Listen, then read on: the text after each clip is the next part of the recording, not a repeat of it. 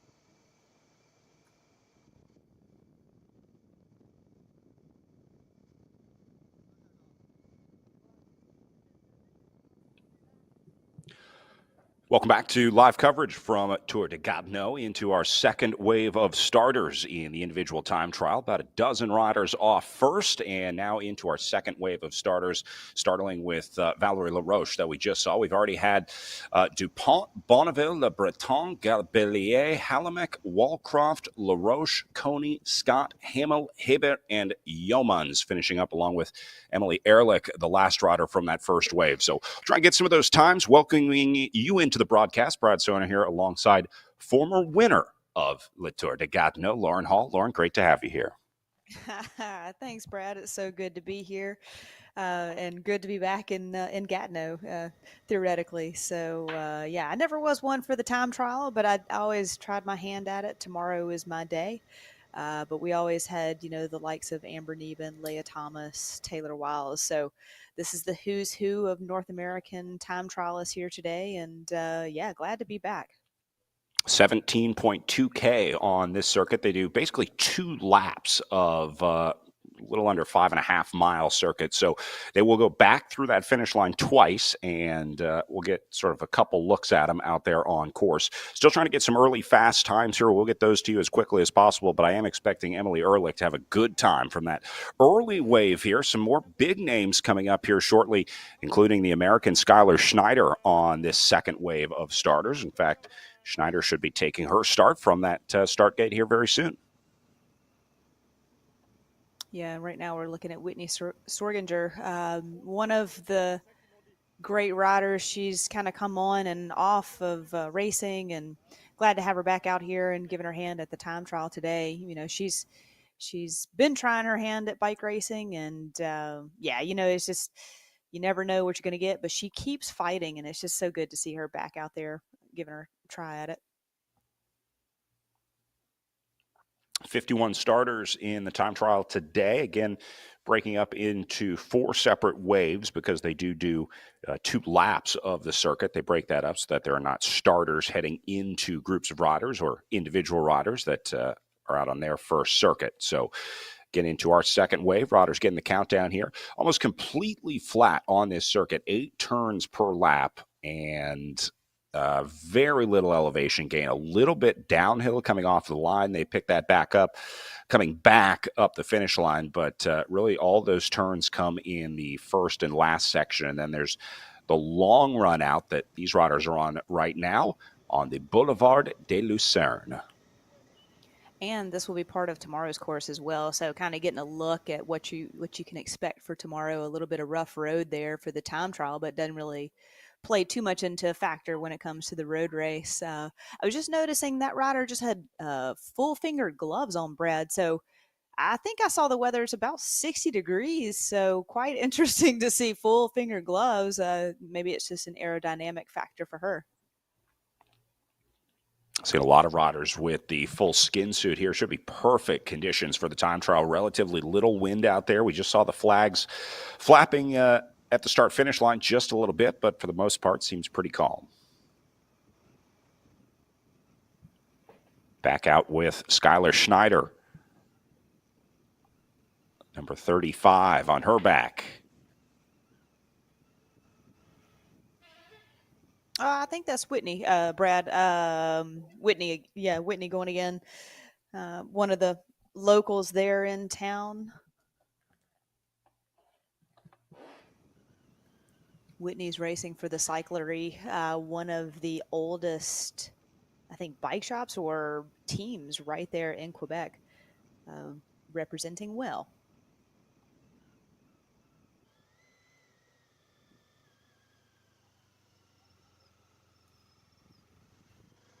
That'll be our first look at the U-turn on course, now headed back. So that is just about halfway through the lap.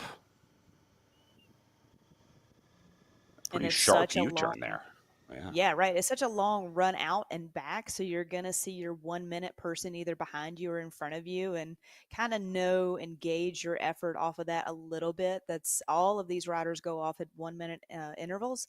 So you kind of can use that to your advantage or to, unfortunately, to your disadvantage of knowing if you paced yourself correctly over these 2 laps. Like, 17 kilometers isn't a whole lot. We have seen at least one time of 26.32. So, you got to time it just right. You get excited. You don't get a lot of opportunities to do time trials per se as a 1 day standalone event. So, you want to kind of throw everything out there today because tomorrow is its own separate race again. But yeah, you have to be really sharp. And someone we're going to key in on is obviously that last rider. Amber Neben has been doing time trials for years.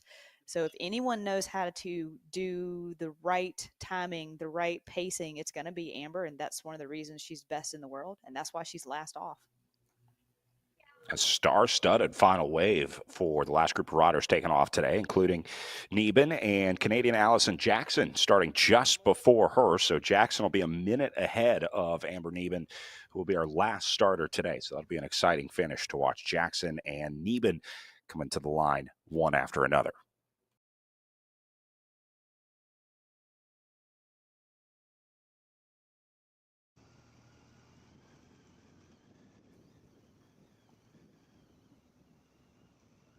Now picking up Skylar Schneider here. Number 35 on her back for Team USA, part of the composite American squad racing here at the Tour of Gatineau. Canada also fielding a national team. And Lauren, in the very important Olympic qualifier year here, getting ready for Paris 2024, these UCI races become more and more important.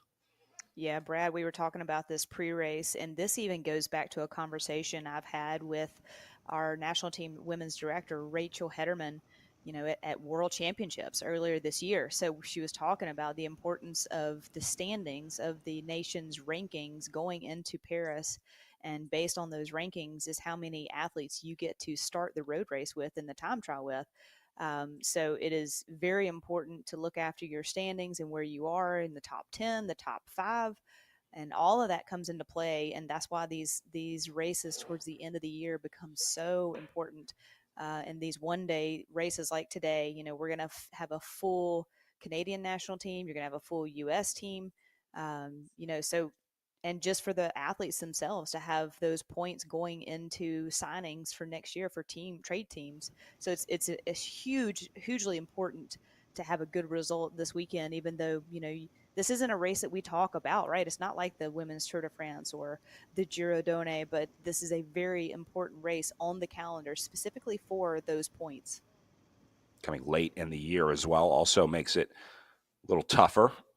Never know when you're going to need those points until you start to get into July, August, September, and start looking at these later season events as those points become more important. Back up to Fabienne Bury, your next starter in the start house. We just saw Kira Payer leaving, and then it'll be Jenna Nestman up after her, followed by the American Lauren Stevens. So a couple good time trialists coming up here. Nestman, third place at the Canadian Time Trial National Championships this year. And then Lauren Stevens on that U.S. squad, certainly going to be targeting this one. They put her on that roster for a reason. That's exactly right. Yeah, she was at World Championships, and yeah, the story was Chloe Dygart just crushing the TT even when she was sick, essentially. But you have the Lauren Stevens and the Amber Nebens still on the national team, and they're very much someone that we need to talk about and be looking out for, especially today. So if per se Emily Ulrich has probably set a faster time in that first wave, expect someone like Lauren Stevens to bump that or potentially be right at it or blow it out of the water. So this is as we progress, speeds should get faster, times should start to drop.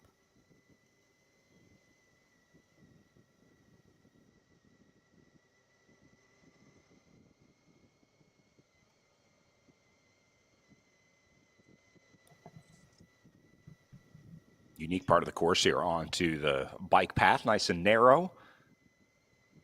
And normally I would say sheltered from any wind, but doesn't seem to be a factor out there today so far. So Yeah, I think this will be Nestman next from the start house.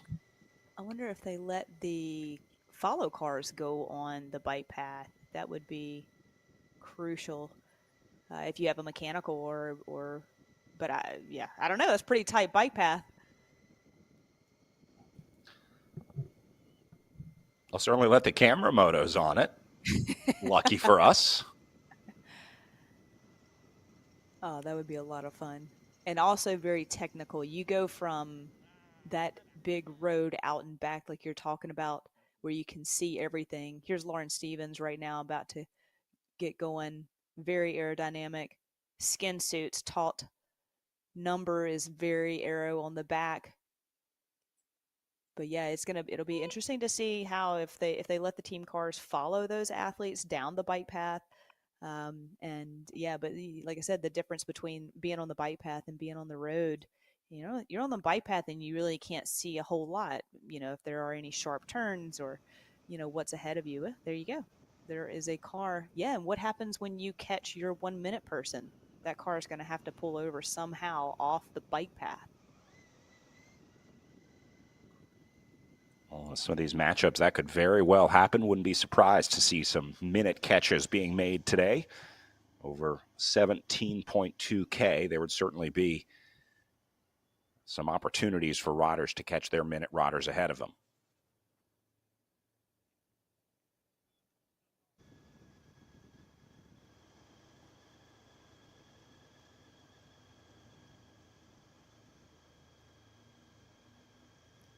Skylar Schneider in your left picture there, looking pretty comfortable.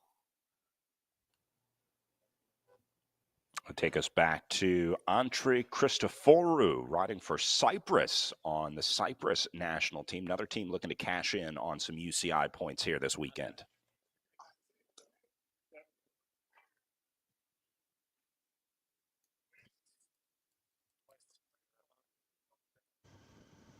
And then that looks like that's probably one of our last riders for the next wave, our second wave to go off. And next starter not scheduled until 1:20 local time in Gatineau. So we'll keep our eye on this group out on the road right now, again doing 2 circuits.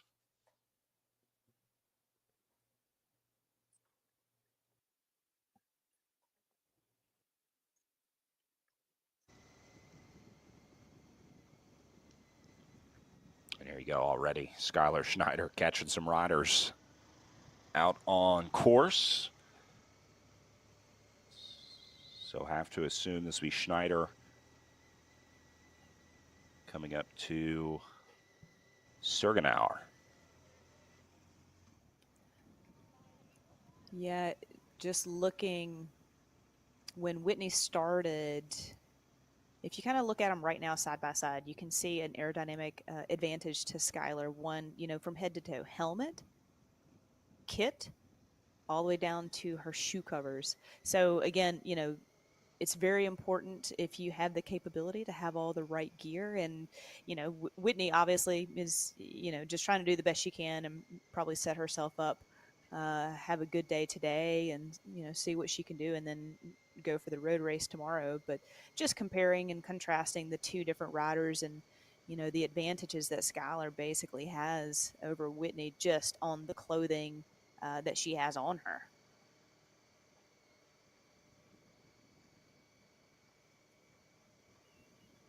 Time trial is such a unique discipline from a gear perspective, but also a skill perspective. This is a discipline where you really have to invest time into getting good at it. You can be an okay time trialist with good fitness, but the riders that really spend time on it, focus on it, riders like Neben who have spent years dialing in those positions and the efforts.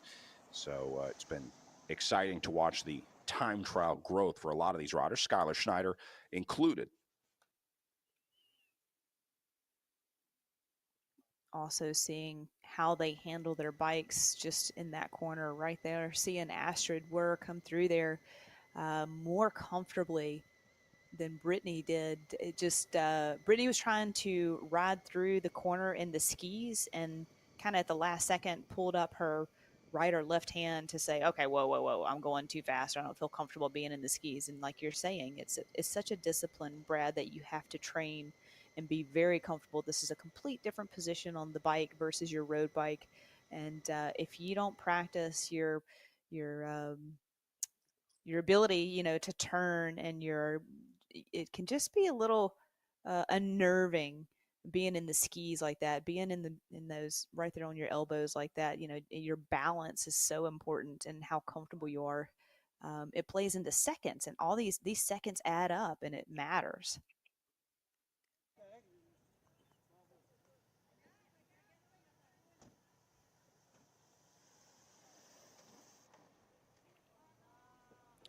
Roxo racing with Haley Smith rounding her final couple corners.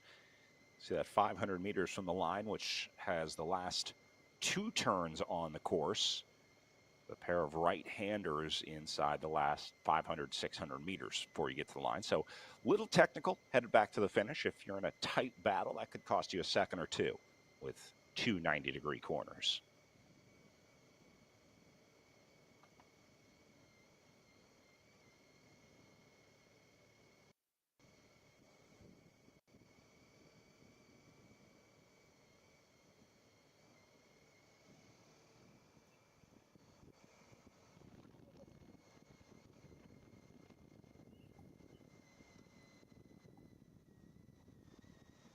All right, so these riders should be headed out on their second lap, second circuit here, which means they'll be finishing up to hit the line as they come through.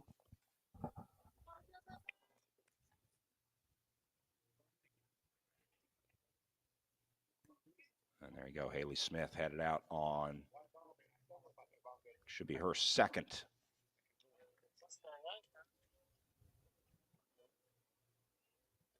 Here through the start finish, Brad, it kind of looks like a bit of an uphill to start out and when they're coming through. So there's, they're not flying through there.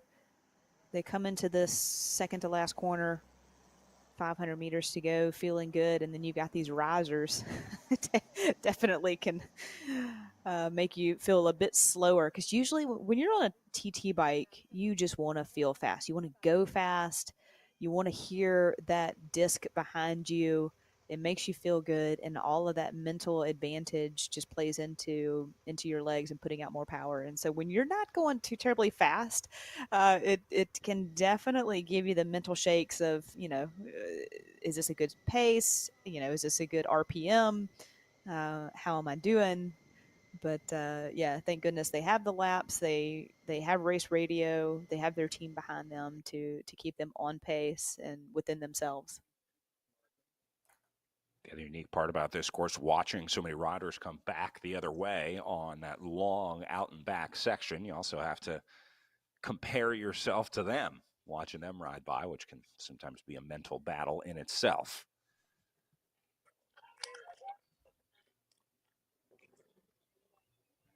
One of the Promo Velo riders heading out. I think that's going to be Jasmine Laverne. Starting lap number 2 for her. It'll be Brenna Rice Simpson next through the line. And then Kira Lilick, followed by Kira Payer.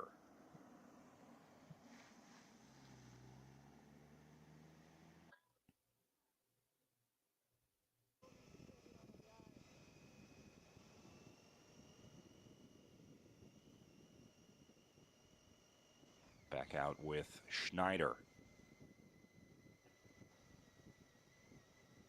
Brad, you have called so many of her races. It's great to see that she's gone away, had a kid, come back, and she's on fire this year.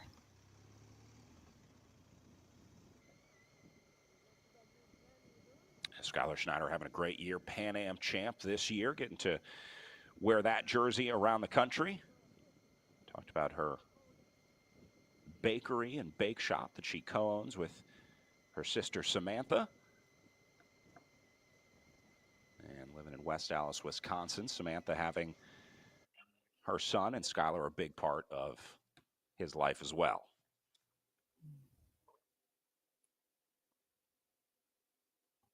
So Skylar was on the road team for World Championships and unfortunately got over there and basically had the stomach bug. So she didn't even get to race the road race. So I would imagine she's kind of itching to get out here today, see how she has turned that corner, and then I bet tomorrow she's going to be one to look for that finish. This course suits her. This is a circuit course instead of in the Gatineau Park like it has been historically. So I would favor her strongly tomorrow with such a strong team.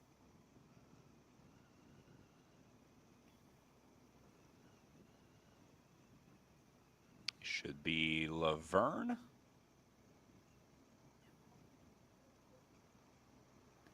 Confirming the Canadian on the Promovello racing team. Another squad that has been everywhere this season, racing quite a bit. Pretty solid program with a good number of riders, getting some young riders, some experience. And seems like they've been developing some real talent on that Promovello squad. Agreed. Roxo coming through, finishing up. Should be Payer.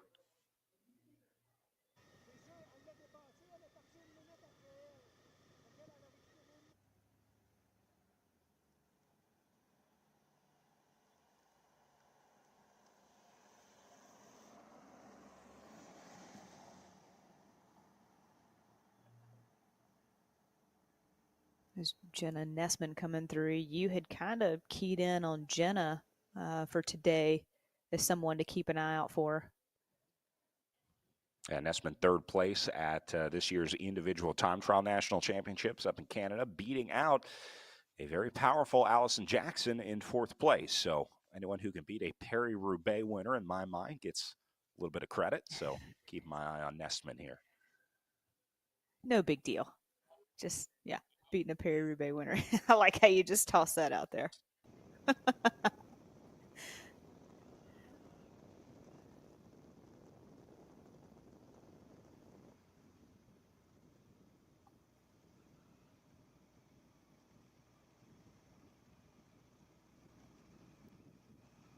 Jasmine's just trying to find the smoothest line on this asphalt. You can see all the patches that have been made, and all of that kind of takes just the pedal stroke. You want the efficiency, and every time you hit one of those, it's just like, come on. I mean, you're at max capacity here. You can't tell it because these cyclists are so good about having a poker face. You're not really looking up close and personal to their face, but if you were looking at their heart rates, I mean, Brad, they're at like 170 maxed out, 175, on the rivet, on the limit. And every time you hit one of those, you know, patches of pavement, you just, you have to push through it.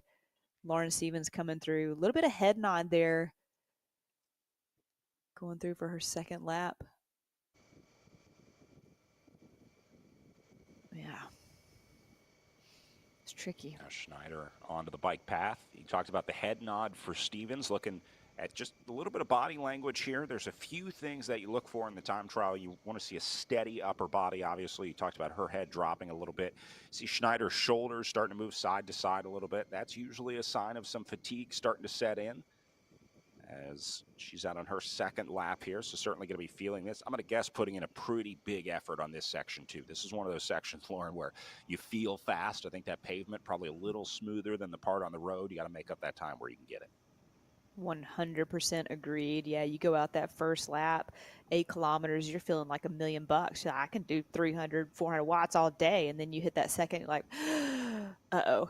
So, again, ever so crucial to just work on staying within yourself, staying within your numbers, having someone in the radio to just talk you off the ledge on those. Your adrenaline is going 1,000,000 miles an hour.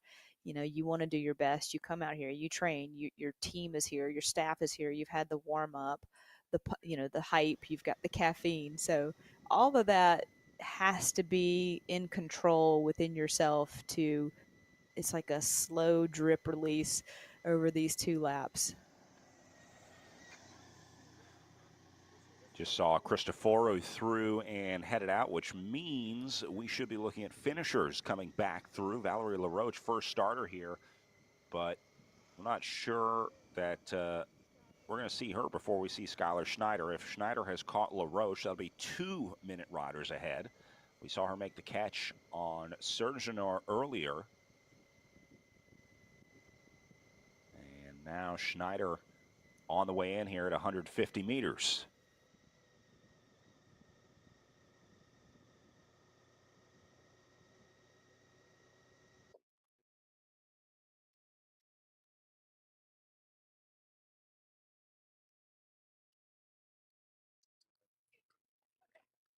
Looking for a clock on screen, see if maybe we can get time here, because I have a feeling that that's going to be a pretty decent time on the day. We'll see as we go back out to Brenna Rice Simpson, the American for the Insta Fund Racing team on course. You see her dipping, ducking, and diving some of these potholes. Brenna more of a cyclocross rider, actually. I'm glad that she's out here giving it a go. You know, you never know with the time trial, and you might as well just, if you're there and you've got the gear and you've got the bike, go for it. What do you got to lose?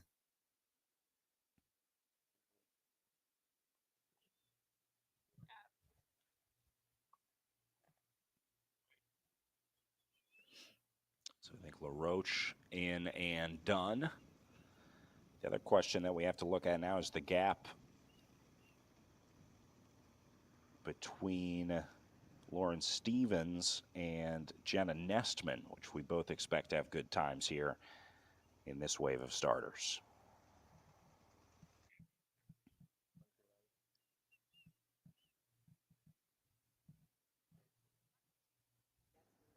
There should be a little gap to our next finishers because Schneider, having opened up that gap, would have gapped off riders like Astrid Wurr and Brittany Cachon.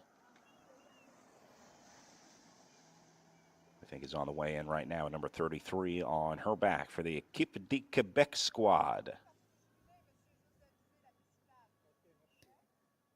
When you're having a good day, Brad, it's always nice to have that person, that 1 minute person right there. You know, you have, especially on the long straightaway out and back, like we've seen, you've got the opportunity to essentially chase them down. But again, you have to be very cautious of, you know, not going outside of your limits.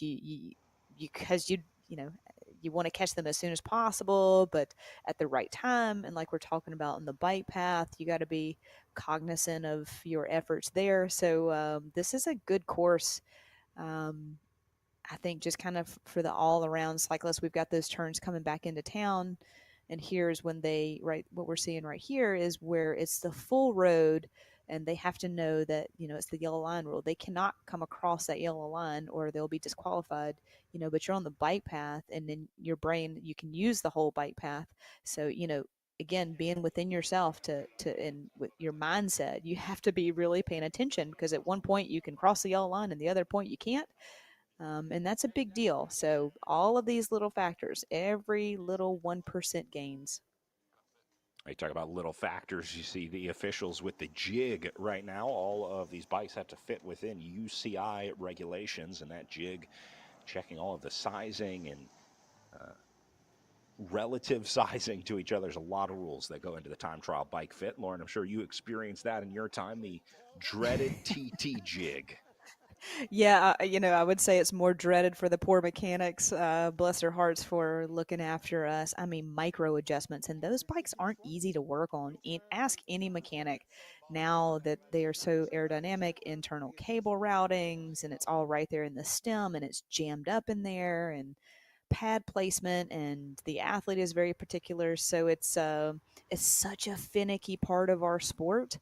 I was actually thinking about this the other day. You know, you can put this bike on the stand, and you know the mechanic can go through the gears, shifting the gears, and it works fine on the stand. But once the athlete gets on the bike, puts it under load, you know, you can drop a chain or drop it in between the frame, and you know the, the mechanic's like, I don't know what to do. I can't help you. You know, we can help, but you know, there's only so much they can do when the bike is in the stand. So it's such a finicky part of our sport, such a finicky bike. But also when you get it right, it is just beautiful. Catch being made out on course as Kira Payer catches up to Fabian Bury. Payer in the purple Roxo Racing jersey, just catching up to the Swiss rider that started just ahead of her. I was just kind of chuckling there for a bit because it looked like she was just trying to avoid all of the asphalt patches, but then stay as close to that yellow line as possible because potentially the road may bend to the right, and obviously the quickest line is closest to that yellow line as possible. Again, another factor.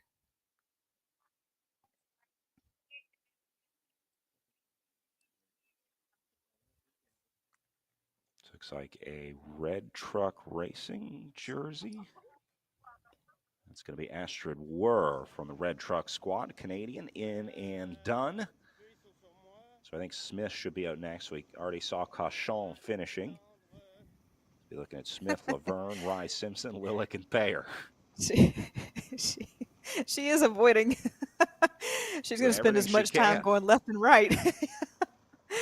I sympathize with her.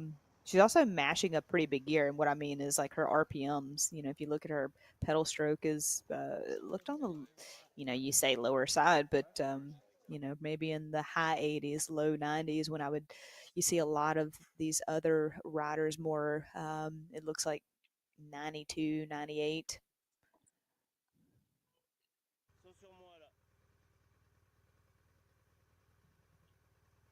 Oh wow, More yeah, Lauren riders. Stevens, yeah, making a pass here. So this is Stevens catching what must be Jenna Nestman. Yeah.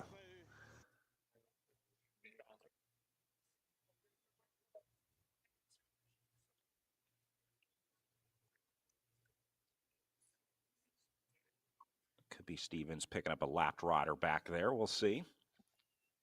Meanwhile, next wave of starters getting ready in the start house for their 12:20 local time restart. It'll be Sarah Everson first off, followed by Isabella Mayrand, and then Fanny Brousseau with Ariane Bonham, Megan Polin, Lucy Hempstead, Matilda Hoot, and then Serena Grodsky, Canadian for the cyclery racing team. Next up. This is the ever-present argument that you have with the official. This is where you try to hey, let's negotiate a little bit. Are you sure I need to move it? And the official saying yes. Are you sure the jig is right? Yes. So I sympathize with the mechanics and the officials too. That's the least fun part of the day, I would say. Oh, this has got to be the most fun part, getting to cruise down the bike path, full speed with a full escort on the way down.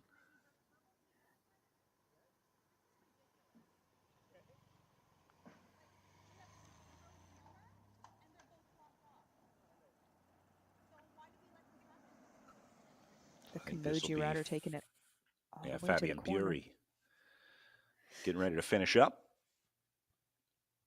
as the checks continue for next wave of starters here. Ooh. Megan Jastrab going to be the final starter in this wave. We also have Nairi Barraclaw coming up. She should have a good ride here. One of the names that has been turning in results these past few years. So this is Nestman right here, number 26 on her back.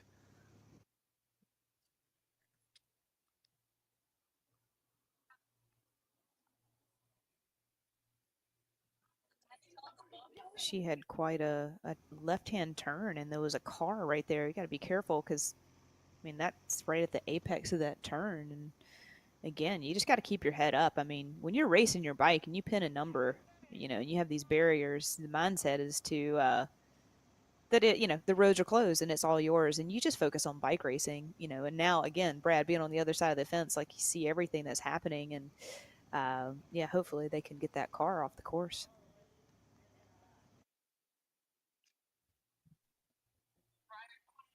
Nice little push in for Jenna Nestman there. And so I think that was Lauren Stevens. And it's one of the Americans that just finished up for Team USA, which would make sense if it was Stevens starting just a minute after Nestman. So that would mean that Stevens made the catch and pass by about 15, 20 seconds ahead of Nestman.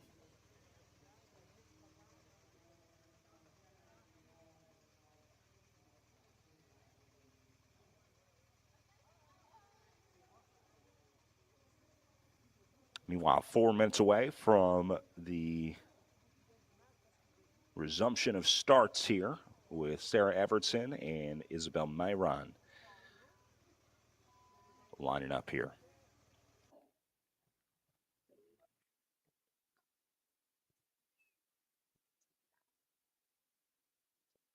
This is the waiting game.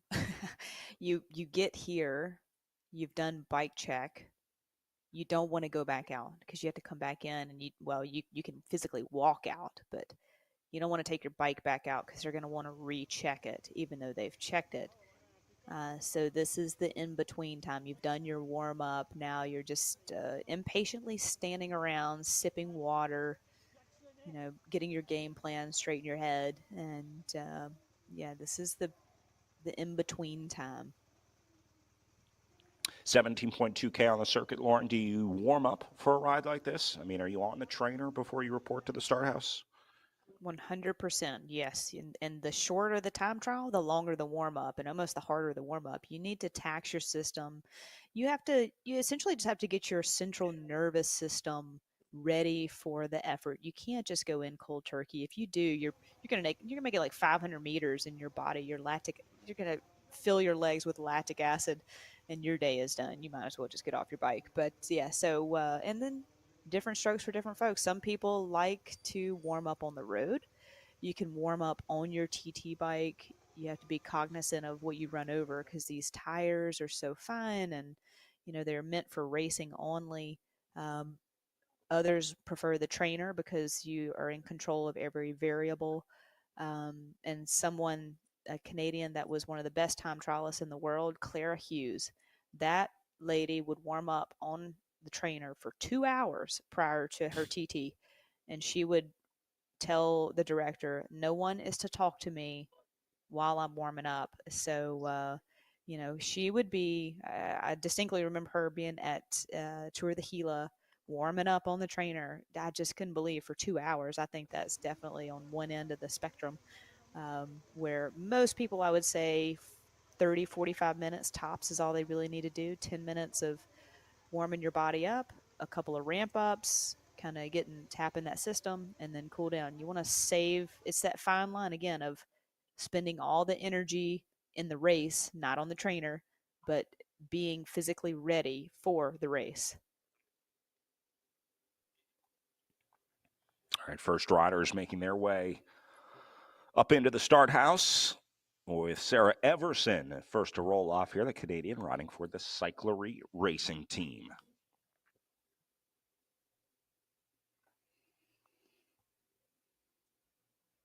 Lauren, what goes through your head as you get up into the start house when you're finally taking that start? You're getting the minute countdown. First, you have the clock beeping at you off to the side, but what's going through your mind at this point right now?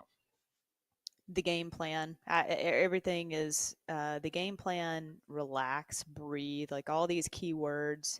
You have your director right there. You see her radio is just kind of dangling down behind her left ear, and look, you've done the warm up.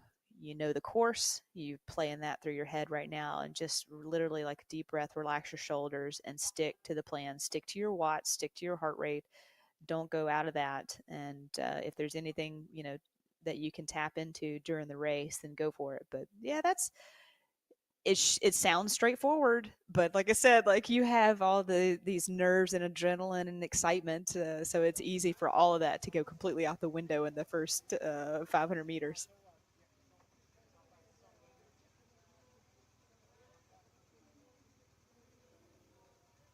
Be looking at Isabelle Mayron up next into the start house.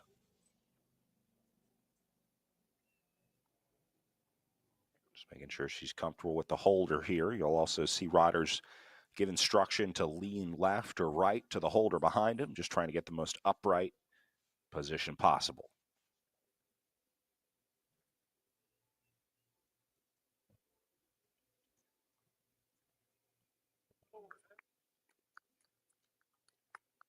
Mayron underway for the ECF Communimed presented by Davelo Squad. I'll bring up Fanny Brousseau up next, another Canadian riding for the iBike team.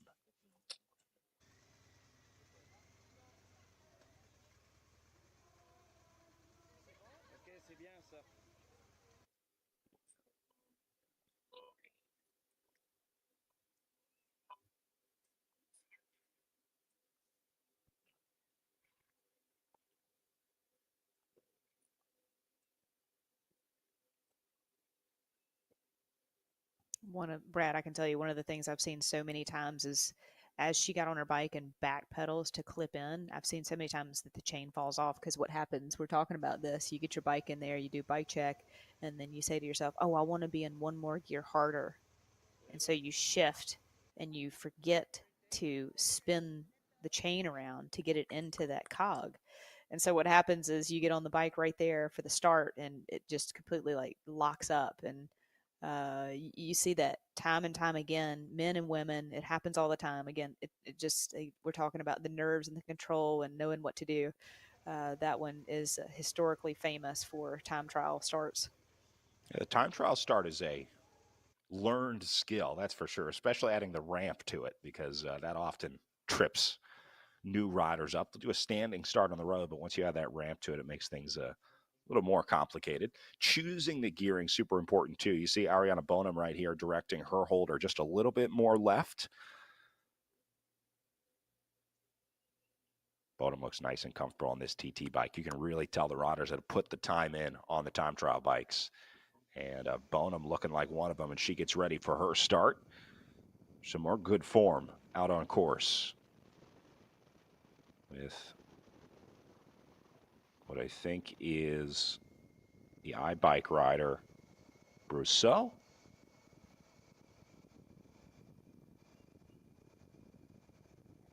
Brousseau's looking awfully fast, but yeah, just like you were saying, you can definitely tell those that are nice and comfortable in Ariane looked, like you said, she's been on that bike a couple of times in training.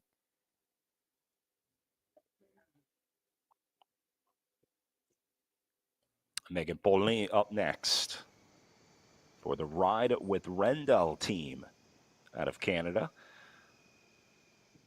She'll have Lucy Hempstead waiting behind her for the next start. Down to our final 20 starters with Ariane Bonham wearing number 20 and Megan Paulin wearing number 19.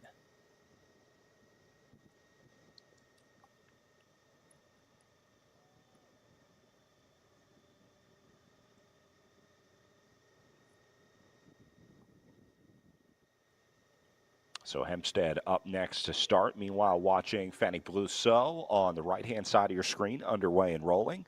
And here you go. You saw that rider messing with the drivetrain on the start line. Whoops, I didn't mean to jinx her, but It's all right. She got it dialed in. We're all set as Lucy Hempstead gets ready to take her start.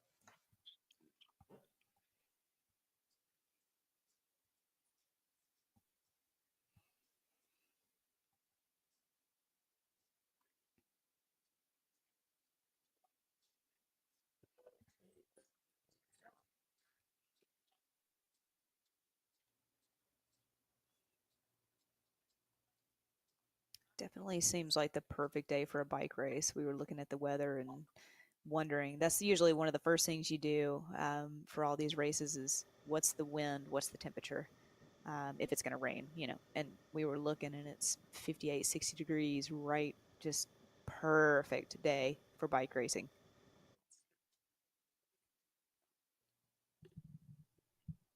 Perfect day for time trialing as well with pretty calm winds out there, just a light breeze blowing through. Matilda Hoot up next. We're number 17 on her back. Canadian for the Grand Escamougi La Fabrique squad.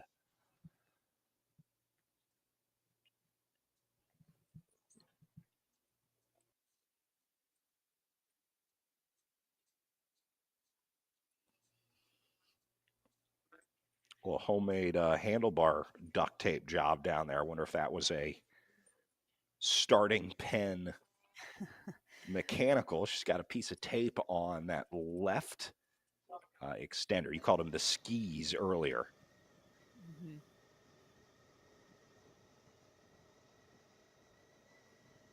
The skis, the extensions. I don't know what the kids call them these days.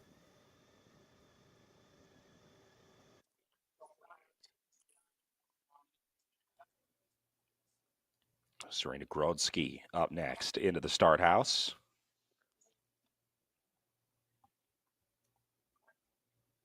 After her, it'll be Dimitra Kokuma, Nairi Baraclaw, And then Anna Kiesenhofer and Megan Jastreb rounding out this wave before starting the final wave later this afternoon with a 1 o'clock local start time for them.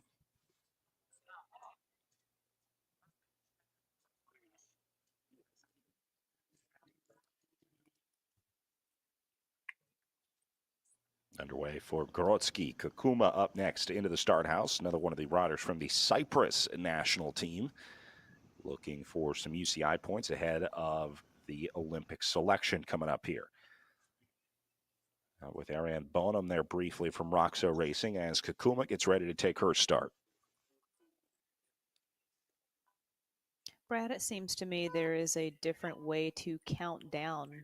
We see this UCI official with her hand in front of the Demetra's face, and instead of usually they would swap over and do 5, 4, 3, 2, 1 with their hands, but now she's just literally just timing with the beep of the countdown. And you'll see her hand go up and down 5 times right there.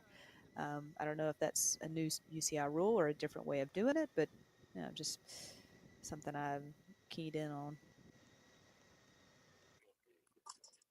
You see that clock just off to the rider's left-hand side. That is sort of the ultimate source of truth in the start. So I think that's probably what most riders are looking at as they prepare for their start. It also does give you beeps in the countdown. You can probably hear just a little bit of that on the broadcast here.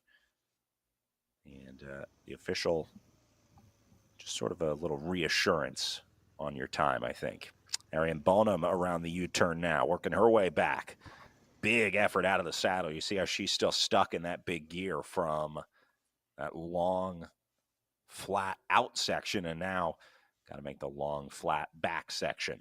Nairi Barraclaw up next, riding with the Canadian national team here. You see Canada on her back. Again, a composite squad of riders on loan from their trade teams. Honestly, different strokes for different folks, but that looked like a pretty rough U-turn there. Usually you try and gear down 1 or 2 so you're not loading your legs out of that turn. But, hey, obviously I wasn't a time trial specialist, so what do I know? But it would be interesting to see a couple more turns through there and see how others are potentially more efficient and fast, because the more efficient you are, the faster you are. Israel Premier Tech's Anna Kiesenhofer up next in the start house, as we're already seeing riders on their way back, passing Ariane Bonham.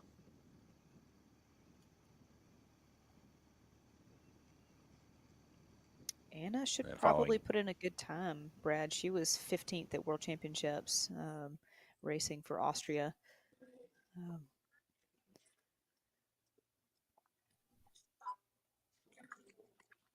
So Kiesenhofer underway, rocketing out of the start house.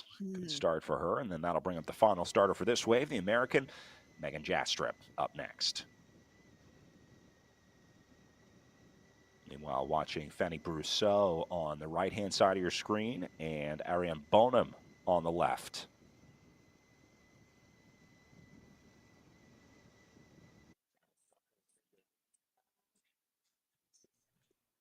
And then back to the start house with Jastreb. Jastreb perhaps best well known for, or most well known for her time on the track, part of that pursuit squad, but also a talented individual time trialist, can ride quite well on the road. So expecting a good time from Jastreb today as well here. Just short enough in the 17K time trial too. That'll fit well for the track riders that are sort of transitioning over to road, or primarily track riders who would be used to shorter disciplines as opposed to something like a 30, 40, 50K time trial. That becomes a different game than a 17K time trial. Megan has a ton of talent. She can race just about any type of race and do really well. Great in the spring classics. She's a great sprinter. She's a great lead out. She's just a good team player. She was, again, someone that was at World Championships, and the team was actually trying to race for her for the U23 World Championship jersey. Unfortunately, she flatted it, and just an untimely spot, and but just bounces right back from that. Doesn't let that beat her down too much, and I'm glad to see that she's out here.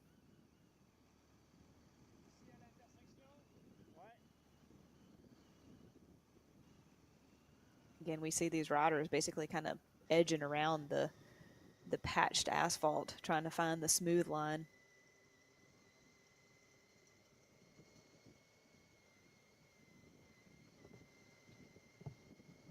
I have a feeling this course, a lot of times you'll see some faster go rounds the second time than the first time. These technical sections, that can cost you 3, 4, 5 seconds. But if you're a little more confident going through that, you know the line that's waiting for you up ahead, you may be more willing to put a little more speed into some of those corners, the transition from the road onto the bike path, things like that.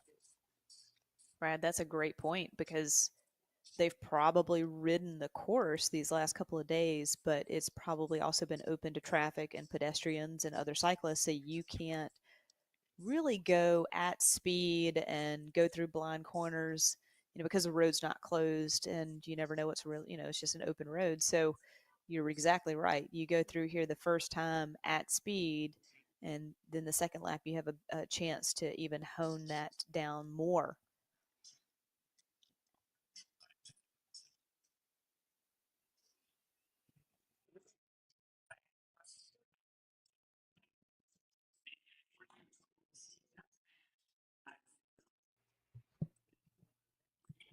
All right, so should start seeing riders back through for their first lap finishing up. Here is Brousseau.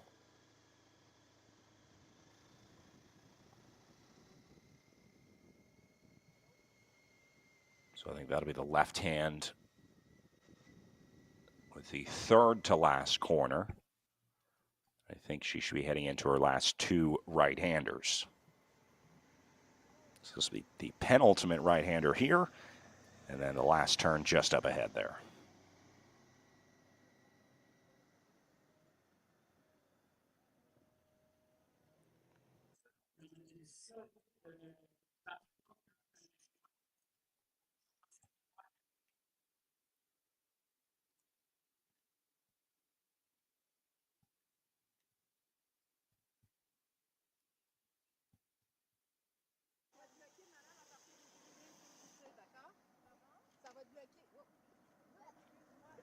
This will be Ariane Bonham into the finish next for Roxo Racing.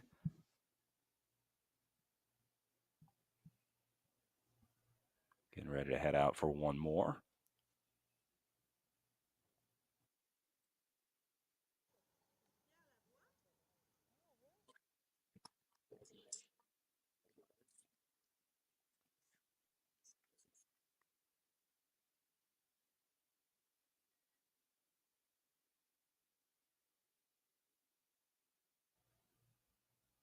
Followed by iBike with Brousseau. Brousseau's looking very steady. She at this point we could tell Lauren Stevens, the fatigue was setting in. Again, it's just two different athletes, two different pacings. Could be completely different days, obviously, but we key in a lot on the upper body movement, like you were talking about earlier. The head bobbing, the shoulders rocking. That is indicative of fatigue. So yeah, she's having a good ride right now.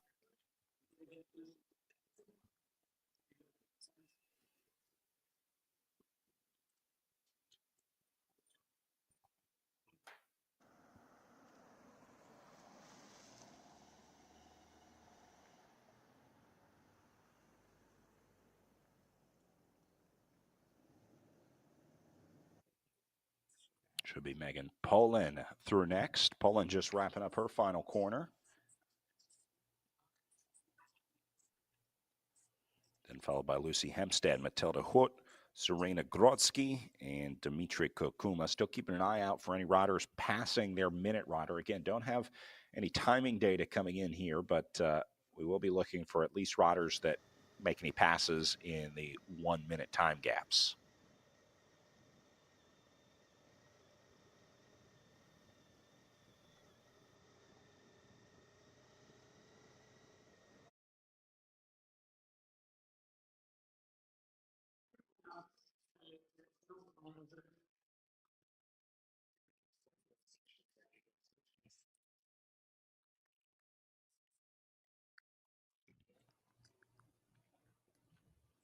All right, so getting some current fast times in. Look like 23:08 current time to beat, being held by Emily Ehrlich. No surprise there. Lauren Stevens sitting in second at 24 seconds down. She did a 23:33 and then a 24:06 for Antri Cristofori out of Cyprus, putting her into third, with Skylar Schneider sitting fourth at a 24:20, and then Nadia Gantova in fifth at a 24:36. Those are your current five fast times. So 23:08 for Emily Ehrlich, the time to beat today.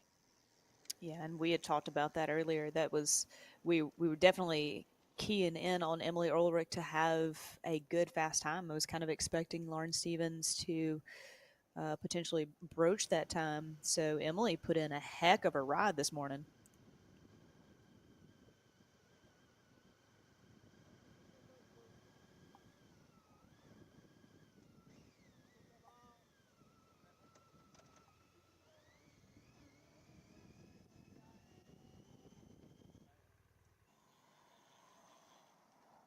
Emily is fairly new to the sport in the last year and a half, uh, racing for Team 2024 and just having a great year this year, too. You know, as someone that has not surprised us. You know, usually that team can find the talent and hone the talent. And Emily's so much fun to talk to, and just seeing her come through the ranks and cut her teeth in racing, she's doing really well.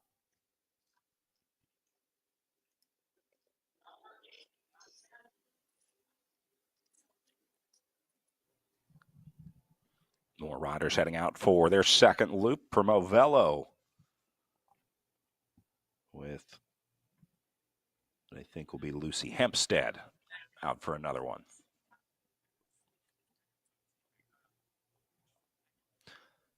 So for these riders that were in the first and second waves, they are mostly just sitting around waiting for their times to kind of see where they end up in relation to the rest. Emily Ehrlich sitting in a hot seat right now with a 23:08 current fast time to beat. I have a feeling she might be sitting there for a while, Lauren. Yeah, I hope so.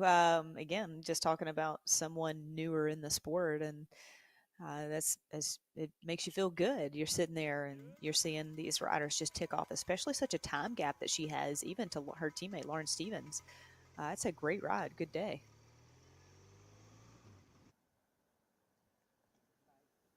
See what's going on here as Kakuma and Nairi Barraclaw together. So that would mean that Kakuma starting a minute behind Barraclaw, starting to make that catch on the Canadian as the rider for the Cyprus national team. Right here, we're number 15 on her back. And then again, I believe that'll be Nairi Barraclaw just ahead of her.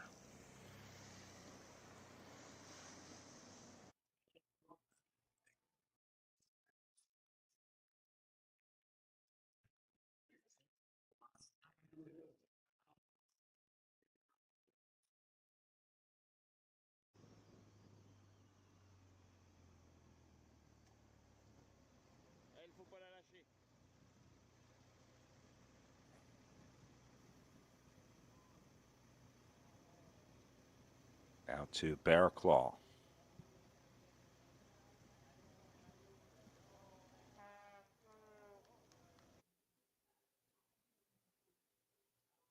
And then this must be just ahead of Nairi Barraclaw.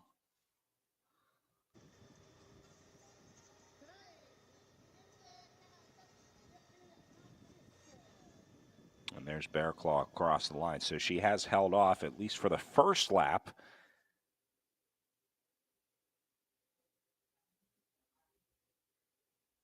Dimitra Kakuma just ahead of her. Take more space, more space. That's the official right there, just saying, hey, you need some more space between you and your rider. They can, when a car is following very closely to the athlete, they can essentially help. It's almost a push draft from behind. So, that's cheating, and you can't do that. So that's what the official was, you know, trying to say. Hey, spread it out a little bit.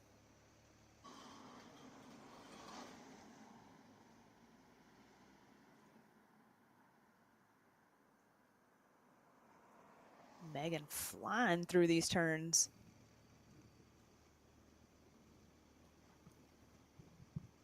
Now you can really see how you could pick up 3 or 4 seconds across a lap of this circuit just in the corners. Bear Claw looking fast.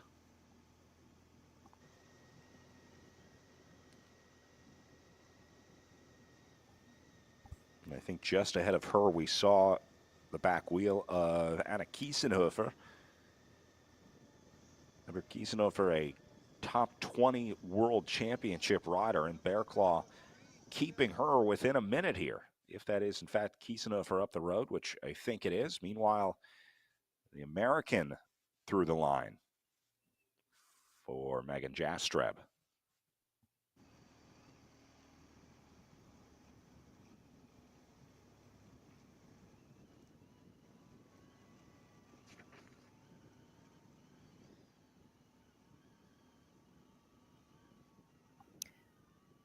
This is a really good shot. You can see the difference in the pedal stroke right here.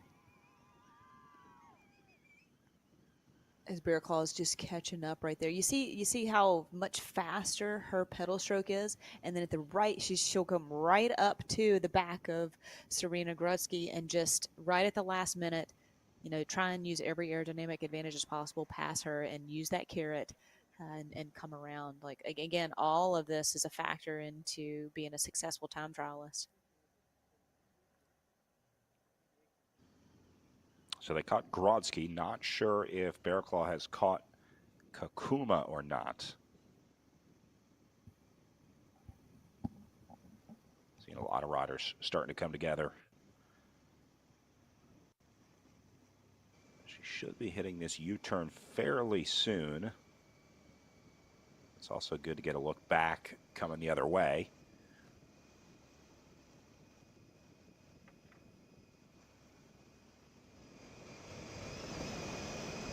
Jastreb on the right and Bear Claw to your left.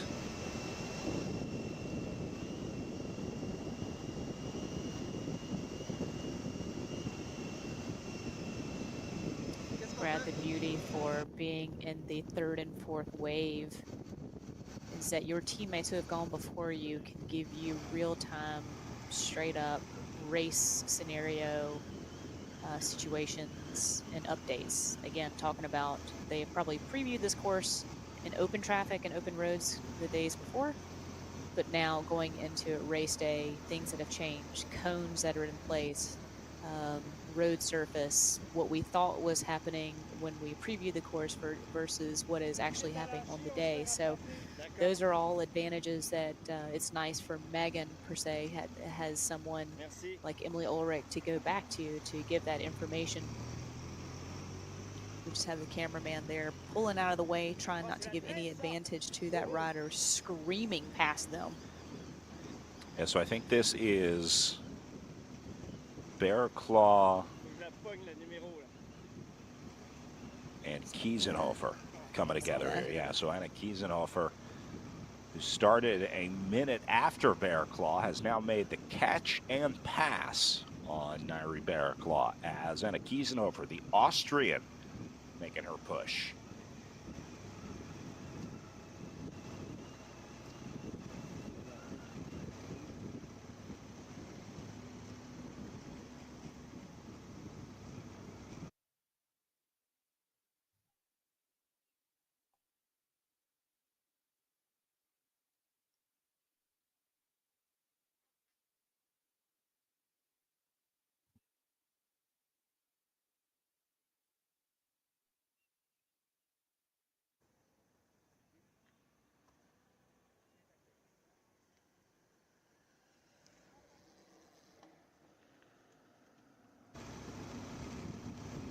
Back in for Sarah Everson.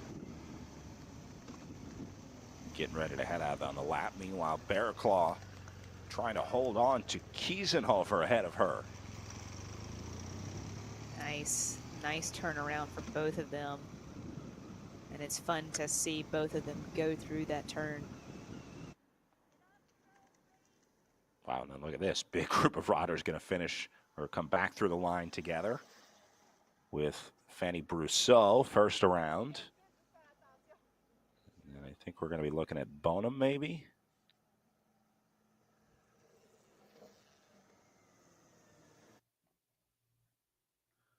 Well, that's Isabel Mayron, which means that Brousseau made the catch on Mayron.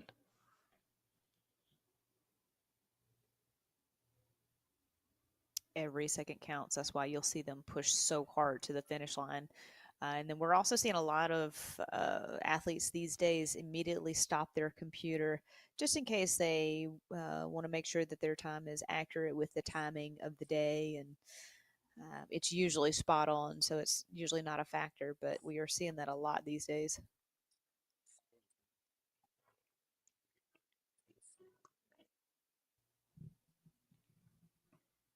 Brousseau in and done, stopping her clock.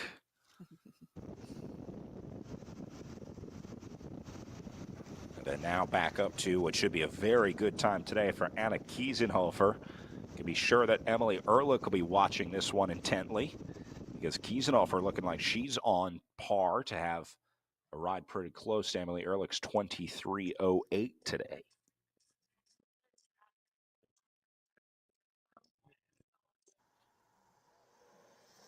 There's Isabel Mayron in and done.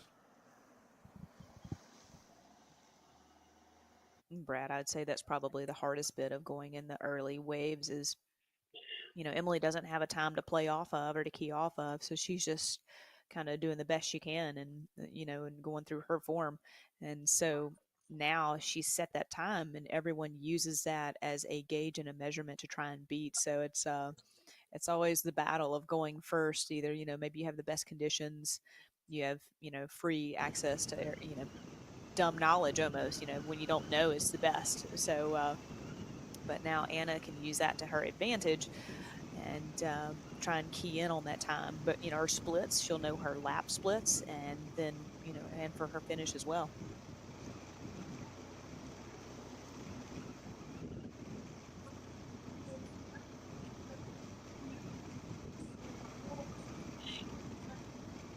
Kiesenhofer out on the road. Meanwhile, riders continuing to finish up. Just have Brousseau and Bonham through.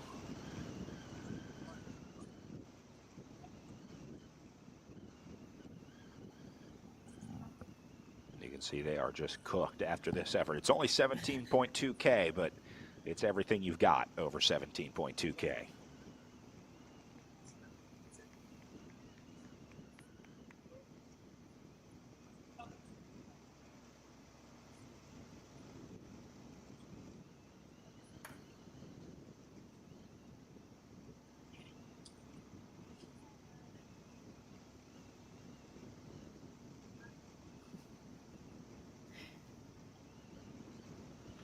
Hugs all around. Yeah. Well deserved for Megan Poulin today.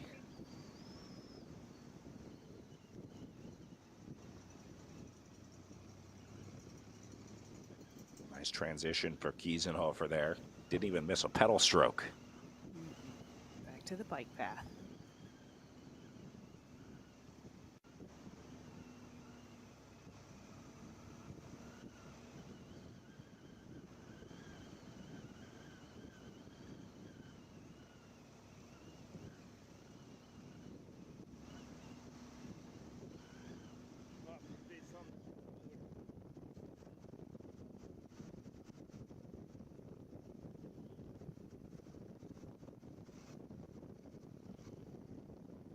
One thing's for sure, this Strava segment is going to be absolutely ruined for months to come. You'll have no chance. Yeah, hopefully no one else can break that. You're not trying to pass pedestrians and whatnot or blow through stop signs. Somewhere, someone is getting repeated notifications that they've been knocked off of the leaderboard here. The local legend Is no more. may not be so legendary anymore after this one. Lucy Hempstead rounding her final couple corners on the way in as we go back out to Kiesenhofer. Now remember, Megan Jastrab started a minute behind Kiesenhofer, so two very good riders out on course right now. Only got enough cameras to follow one of them with Kiesenhofer here, but we'll be looking at Jastrab just behind her. And you see Kiesenhofer comes out of the skis or the extensions like we're talking about. Is she sees it's 500 meters to go over this riser. She stays out and is just going to push all the way to the line. She didn't even get back into the skis. It'll be interesting if she does through the start finish line. Once you are slower than 12 miles per hour, it's not an aerodynamic advantage. We'll see if she stays down. Yeah, because obviously they're going faster than 12 miles per hour.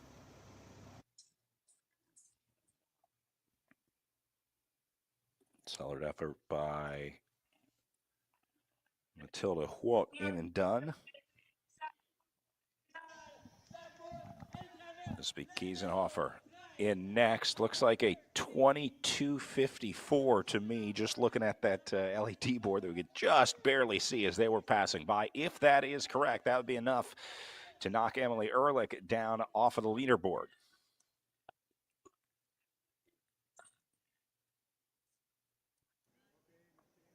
Well, we knew that was going to be a good ride.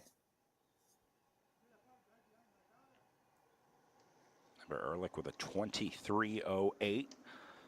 We'll let you know when we get confirmation on those times. Meanwhile, Dimitra Kokuma for the Cyprus national team in next.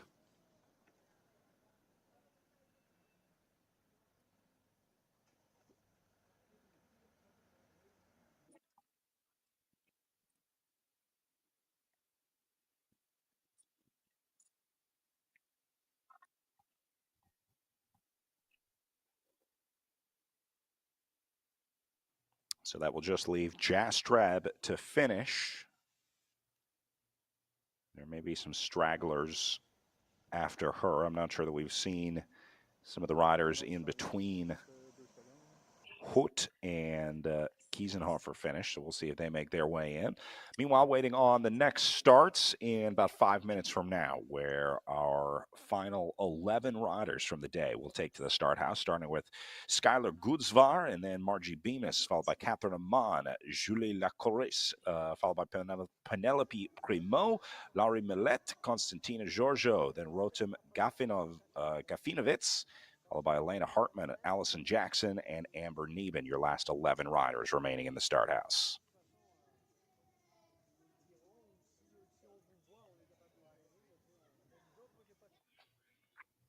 See, Gafinowitz with the Israel national team lining up, another one of the national team members racing here at the Tour of Gatineau, looking for those all-important UCI points. So there is Grodzki in and done, followed by what should be Megan Jastreb wrapping up her day. So Jastreb, that's got to be more than a minute behind Kiesenhofer, so I don't think Jastreb going to beat Kiesenhofer's time today. We'll wait for confirmation on her time, but I do think that'll be a new fast one, at least from this wave, if not for all day. Agreed. Yeah, Anna just looked so good coming across the finish line, so fast. You can almost tell the difference in speed between her and some of the other women coming through. So, yeah, she had a great 2 laps out there. Getting confirmation, Kiesenhofer a 22:54 to set a new fast time. So that puts Kiesenhofer in the hot seat here for the Israel Premier Tech squad. And she's got just 11 more riders to watch, see if they can beat her time. But there is a new leader here in the individual time trial as Kiesenhofer does a 22:54.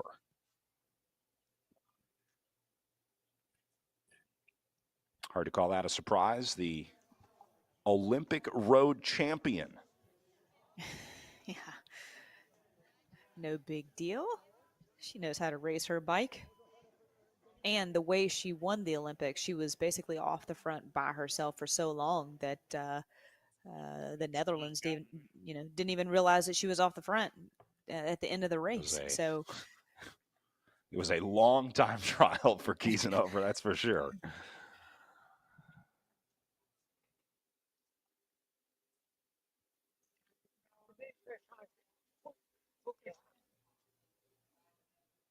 So now the waiting game begins for our final 11 riders here as they look to see if they can beat the 22:54 set by Kiesenhofer.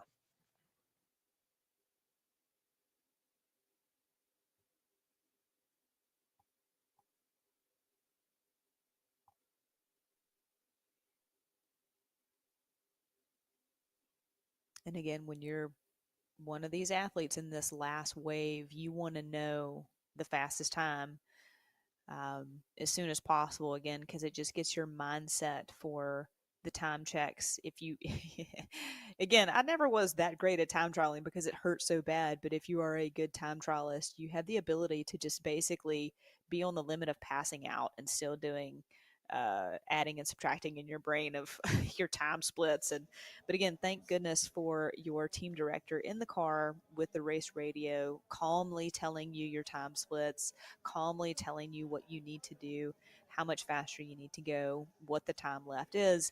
So yeah, that's all part of the strategy, all part of the game, and it's so vital and so important to win a race.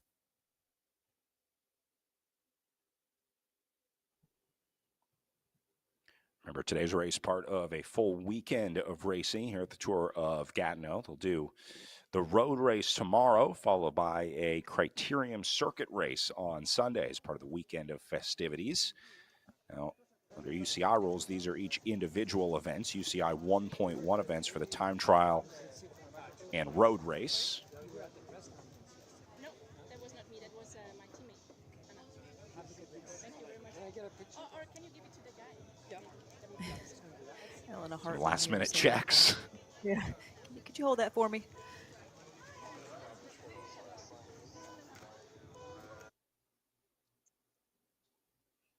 And now you see riders starting to gather the bikes as Skylar Gudesvard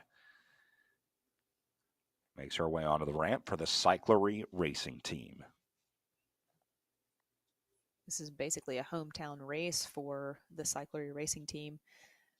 So if anyone's going to know these roads the best, it's probably going to be them.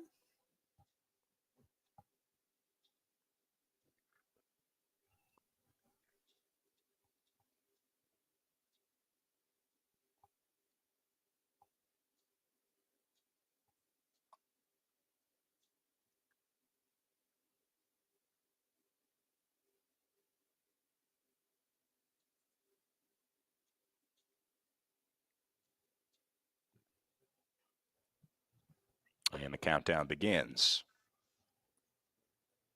Again, riders starting in waves today because they are doing two circuits of this 8.6K Sorry. circuit. A little rough start for Gudesvard, having to grab the fence there on her way down. Again, the start is such an awkward thing in cycling. It's the TT start anyway. It's not something that you practice often, but essentially what can happen, what would look like there is, again, so you clip in, like we're seeing here from Marjorie. And so what happens, you don't get your pedals level at to where you could stand up. So what happens is, she's basically at like a 2 o'clock or an 11 o'clock position with one of her feet. And when she pushes down and she's in such a higher gear, it literally turns the bike into the pole, as we saw, instead of going down the ramp. So again, just the nuances of time trial is so different than anything else, and something that is a learned skill. Bemis underway at her 1 minute start. That'll bring up Catherine Amon up next, the American with the Ride with Rendell team. And then see the rest of the riders waiting there. Le Corsier, Primo, Millet, Giorgio, and Gafinovitz.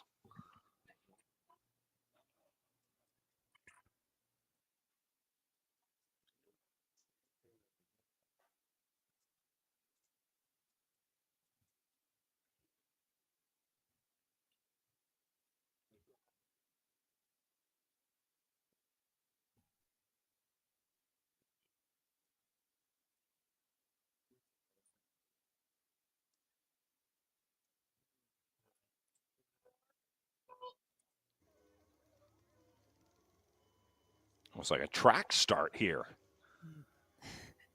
Leaning back, looked like starting out of the gate. Looks like we're seeing it all today.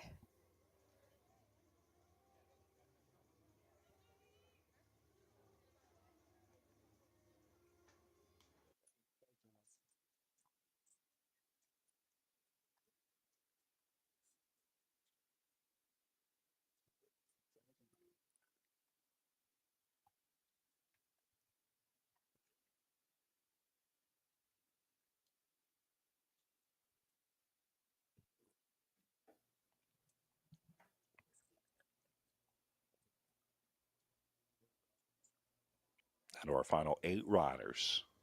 With La Couturier up next. There is your final starter, Amber Neben, the American, getting ready on the right-hand side of your screen.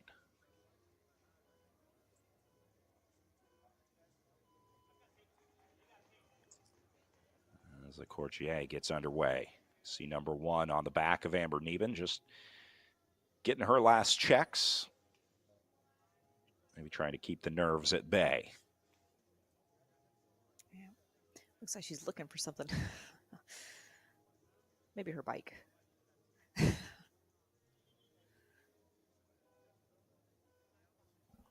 sometimes the mechanics will take every second that they can get up until the start to make sure that those bikes are perfect, dialed in. Goal is to keep that stress off of the shoulders of the riders. So oftentimes we'll say, I got this. You just go sit down. We'll take care of this. 100%. But the thing is yeah, you have someone like Neben that, you know, when you go to the national team, it's a different mechanic, it's a different director, it's a different Swanee. So she's going to have a little eye out and just make sure that everything is absolutely perfect and double check. And yeah, you trust the mechanics. We hire the best, but you just never know. And especially, again, we talk about the nuances of the time trial and the bike. So she's just going to be cognizant of every little detail. Penelope Primo taken off. As we go out onto course.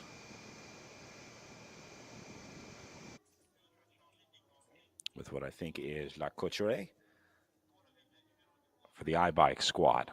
Meanwhile, down to our final 6 starters. Laurie Millet in the start house, followed by Constantina Giorgio from the Cyprus national team. And then Rotem Gafanovitz, followed by Elena Hartman, Allison Jackson, and Amber Neben. I was kind of waiting for Allison Jackson to be doing a dance into the start house. That's what she's more known for. I feel like these days, her TikToks, they're quite comical. If you don't follow her, you should. Well, there's good news is there's still time before her start. So we'll see if Jackson does any pre-race TikToks here. Maybe she'll save that for after.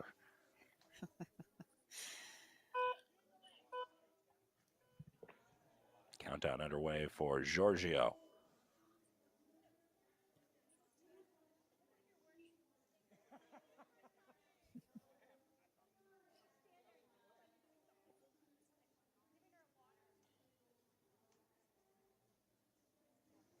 I just like that she likes to have a good time and stay relaxed.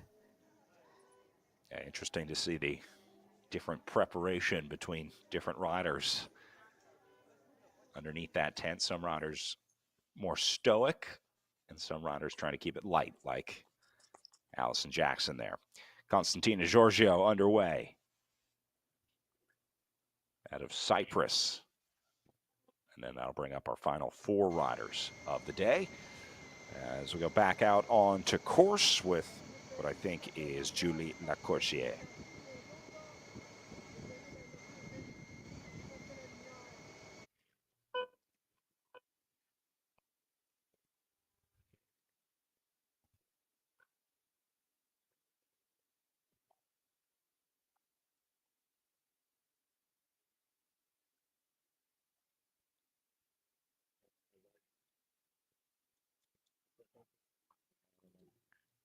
Gafanovitz getting ready to take off here out of Israel and racing it with the Israel national team.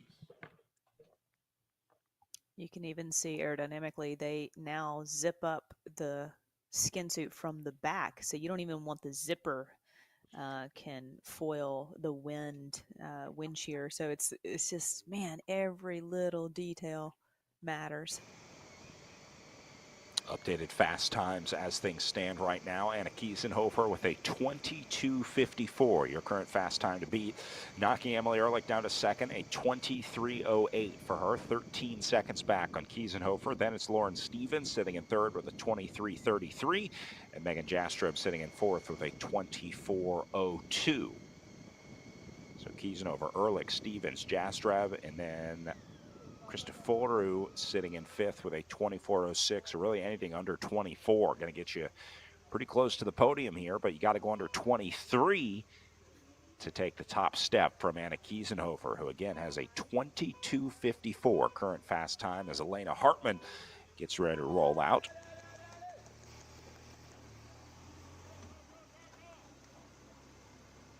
Looks like we'll have a moto with Hartman out of Switzerland for the Israel Premier Tech Roland squad. So that leaves Allison Jackson and Amber Neben in the start house.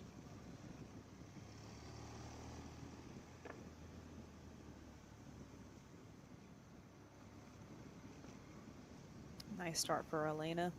Nice and smooth through all the corners, right into the skis, right into her pedaling RPM that she wants.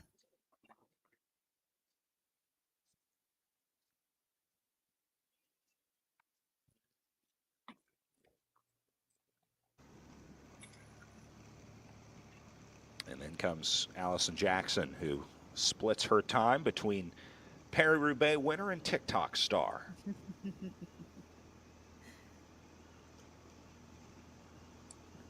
Jackson underway. Riding here with the Canadian national team, normally rides with her trade team, the EF Education Easy Post squad. You saw her trade bike underneath her. So that'll leave just one more rider in the start house for Amber Neben, one of the legends of time trial racing. And the oldest rider out here, with number 1 on her back.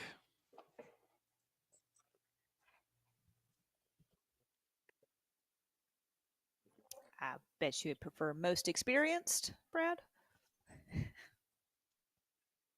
Actually, I did notice in the fun facts section of the bio sheet that they submitted, she said, "I'm old." So I think she's proud of it. Just owns up to it. Amber actually gave me my very first spot into pro racing, guest ride on her team at Redlands Bicycle Classic. So one of the most welcoming world champions you'll ever meet. And quiet. She keeps herself very reserved. You don't hear a whole lot from her. She's stays within herself and within her group, and just does her task, and obviously does it very, very well.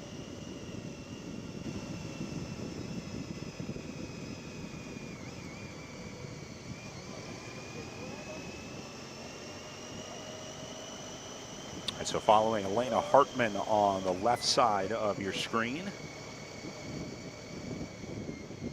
Hartman, the third from last rider to take off. And looks like we're also with Penelope Primo on the right-hand side of the picture here.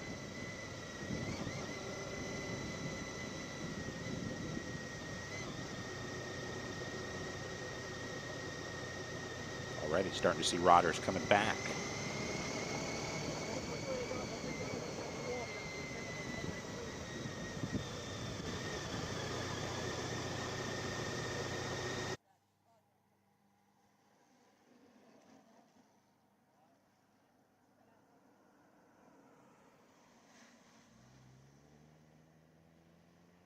Meanwhile, riders heading back for their first of 2 circuits. I think that is going to be Skylar Goodsvar. We just saw coming through, the Canadian with the Cyclery Racing team. Be looking for Margie Bemis behind her.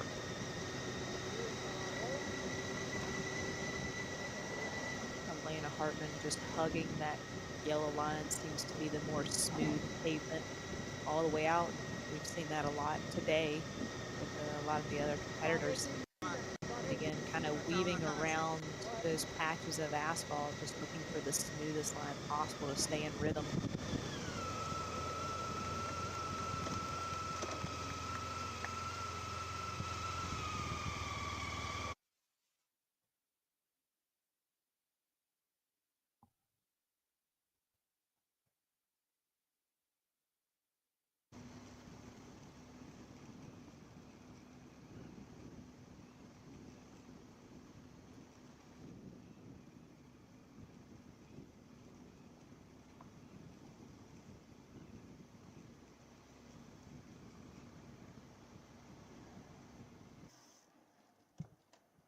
Hartman looking for the smooth line as Margie Bemis rounds her final corners.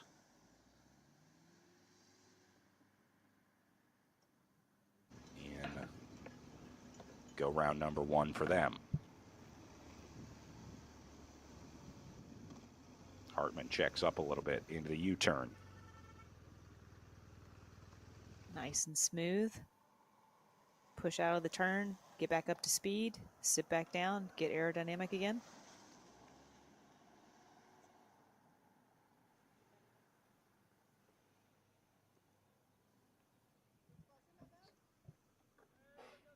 And then Catherine Amon heading as well with her Ride with Rendell team.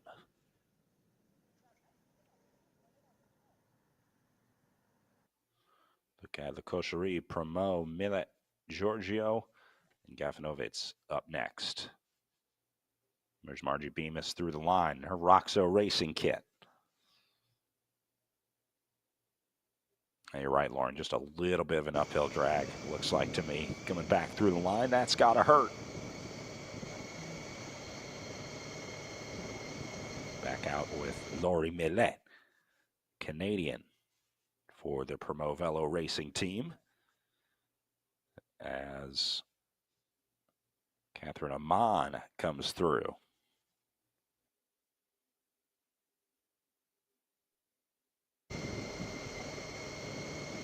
Talk about a difference in rider style. Seeing when Marjorie came through that start-finish line, she basically was trying to stay up at speed, and by standing up and almost like a sprinter's acceleration, where we just had Catherine come through trying to spin up, essentially. So just different styles, different strokes for different folks.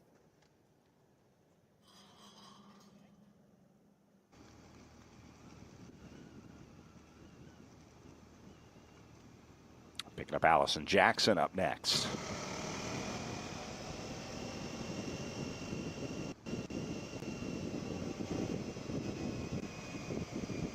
And then Laurie Millet on the right side of the screen here.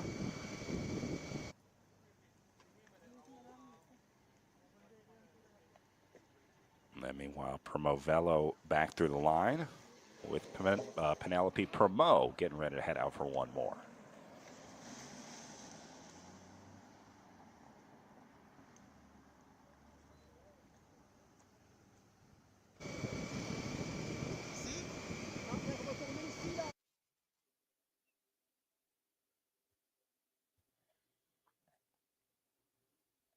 Meanwhile, Rodder's finishing up here. Le Courtier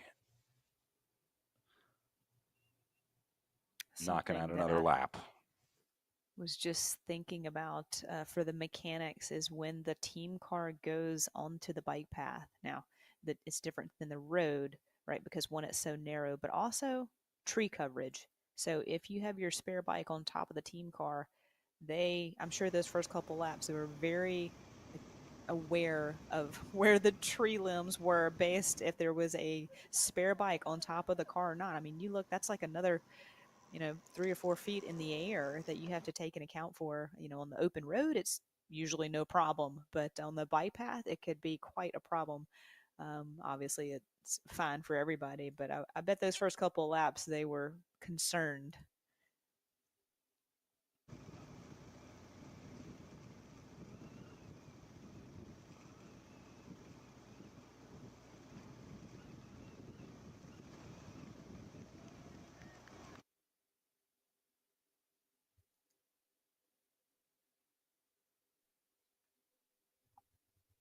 Allison Jackson choosing the more central part of the road instead of what we've seen most others are hugging the yellow line. I think if based on where she is on the course, but yeah, again, trying to avoid any bumps.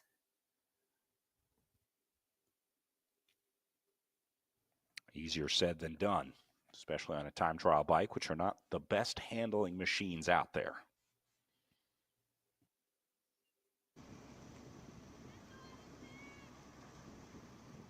Some cheers for Allison Jackson out on course.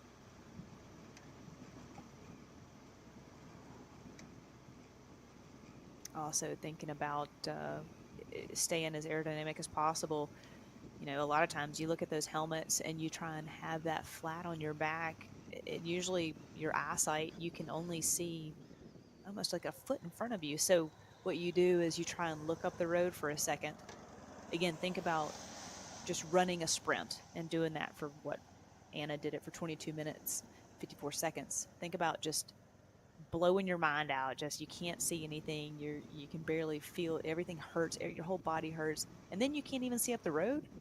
You know, you're trying to say aerodynamic. You shrug your shoulders. The position is different. You're looking after your pedal stroke. You're trying to think about the course, and then you're trying to look up the road. And so a lot of times you'll see them bob their head up and down to like gauge the sense of where the turn is, and then kind of get back aerodynamic to where they can't even see up the road. So they're basically looking down at their front wheel and being like, oh yeah, so I still got like 500 meters until the turn. And then they look up again, like, okay, it's 200 meters. Okay, it's 100 meters. Okay, now I just look up and make the turn. And then while you're doing that, you're also looking for all the potholes, the manhole covers, the how the road turns, being most efficient within the road. So it's, you know, again, you'll see like I key off the head bobs, one with fatigue and also aerodynamics, and seeing if they are aware of what's up the road.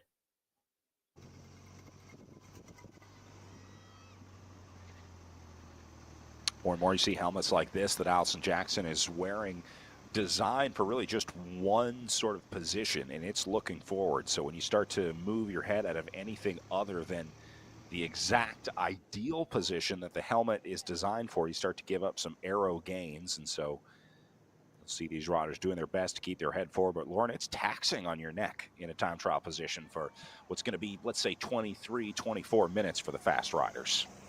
Yeah, no doubt. A lot of times they'll tape the muscles, you know, in the back of their neck down to their shoulders, just to kind of help alleviate that weight. And just there, we saw when it's a head-on camera shot, you can't even if you can't see Allison's eyes, she can't see you. So you'll see again, she's checking. When she's arrow, she's basically looking in between her arms, straight down that front wheel. She can't see what's in front of her. So you know, again, factors that just every little bit counts. Every little 1% counts.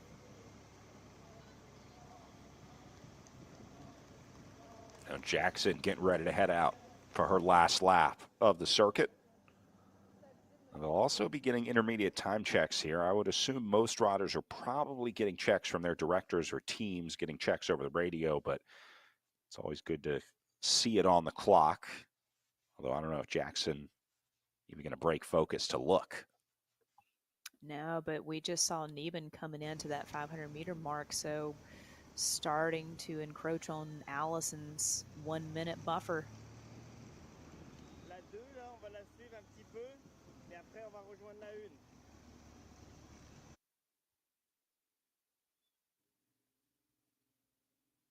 We should be seeing Amber Neben through this finish line next.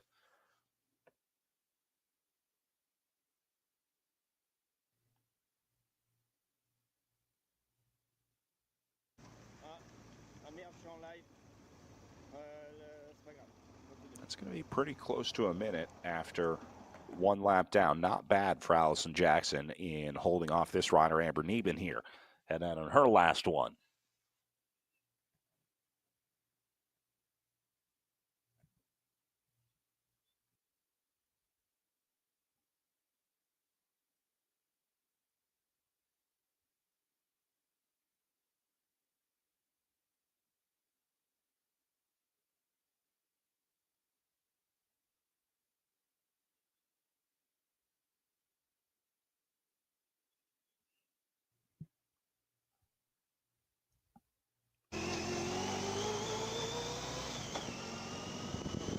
Moto struggling to keep up with Amber Neben here.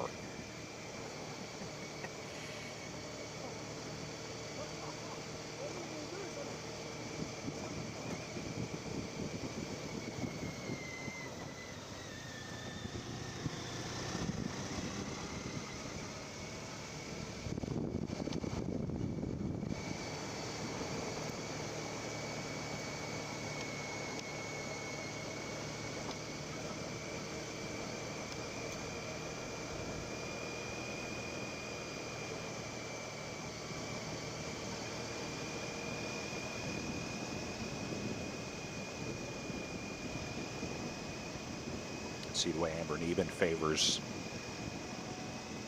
even more than the middle of the road here. Seen a lot of riders just trying to ride that yellow line. She's even going further over to the right.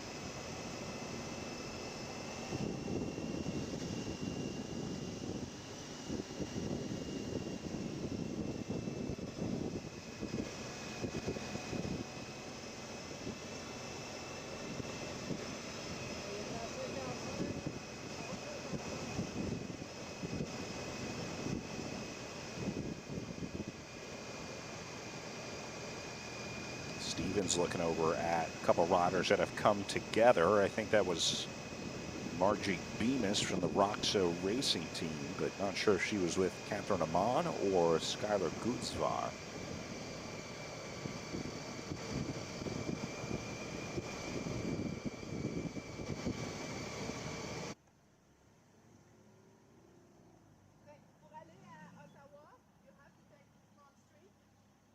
Well, there you go. This will be Grudsvard on the way in, I think.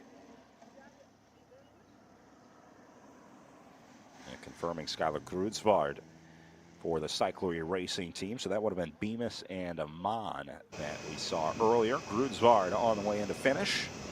Bemis and Amon won't be far behind. Back out to Amber Neben.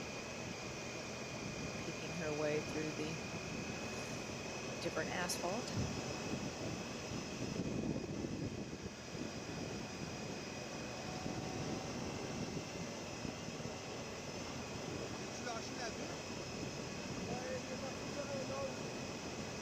See Neben barely dropping her head. That helmet hardly moving at all. Doing a really good job of just keeping that straight forward, looking ahead, keeping it arrow.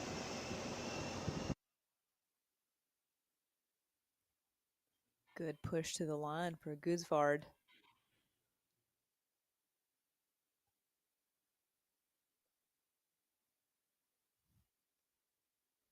Way to finish strong.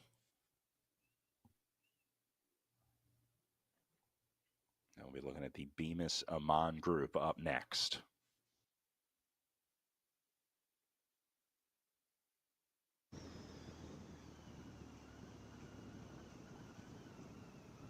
Here's Julie Lacocherie, the iBike team out of Canada.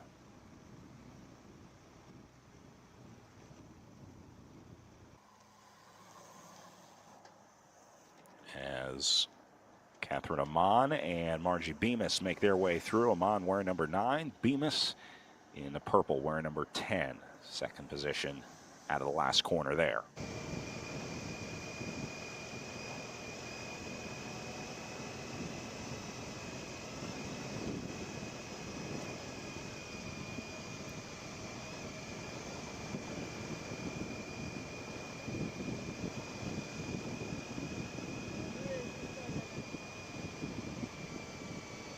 Sees Allison Jackson. So again, when you can put your eyes on your 1 minute person, it gives you a bit of a gauge on where you are and how you're doing and how they're doing, essentially. I mean, you can kind of look over and even the gamesmanship of kind of giving that poker face, being like, oh yeah, I've got plenty left in the tank. I'm about to run you down. So, or Allison Jackson looking over and being like, hey, I'm still a minute ahead of you. Good luck. Yeah, but usually you're pretty much focused on what you're doing, but you do give the glance over. That's 100% sure. You can see Neben on the right-hand side of the screen will be looking for Allison Jackson just off in the distance. Meanwhile, Julie Lacocherie for the iBike squad on the left-hand side of the picture.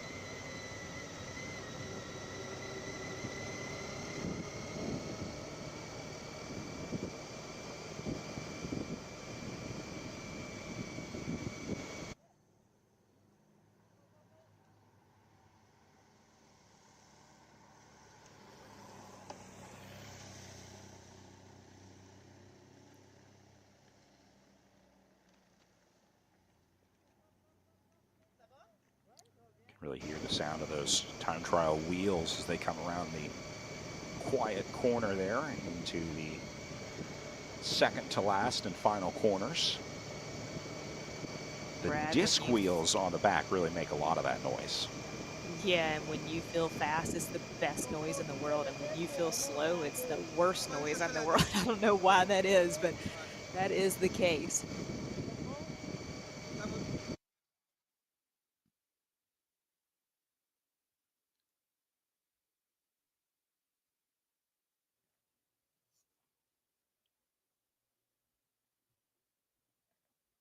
This will be Le Coterie finishing up. Be looking at Penelope Primeau up next, and then Laurie Millet.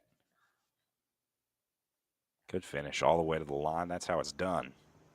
So I think that was Primeau that just went by. That looked like a Primeau Velo car rounding the final corner there. So should be looking at Penelope Primeau through the line next. There's Primeau. Check that, Laurie Millet wearing number 6 on her back. So Primeau just ahead of her, and then Millet headed around the last corner. Back out to Allison Jackson on course now, trying to hold off Amber Neben behind her.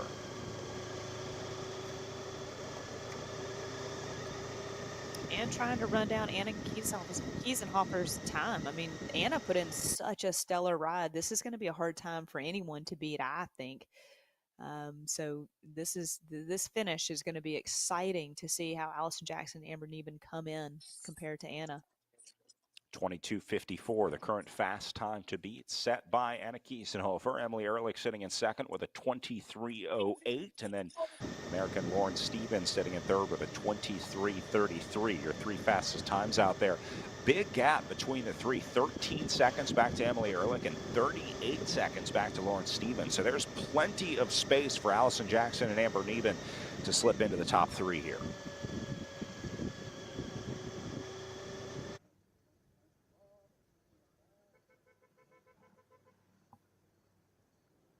The motivation from the team car behind, the honking of the horn, the yelling out the window, talking into the radio, anything you can do to try and get your rider to go any bit harder, anything left. Don't save anything now. Let it all go and push all the way to the line.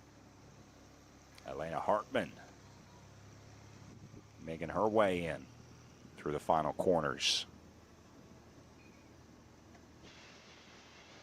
Elena looks super smooth. You know, she's just been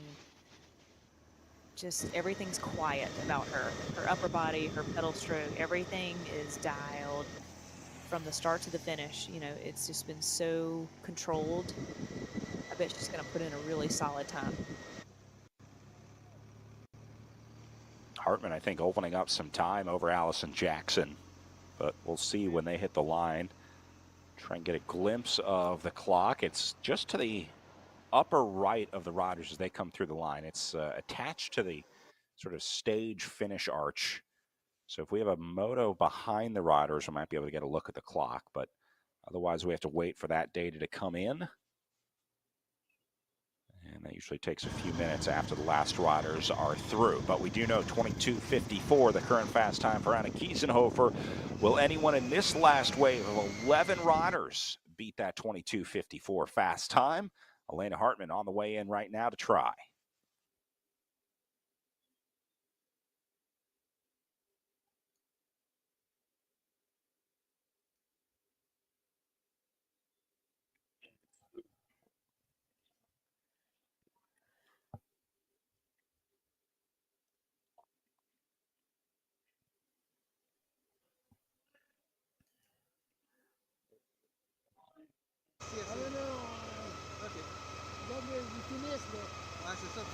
Time here for Hartman. So now we watch Jackson inside the last 300 meters.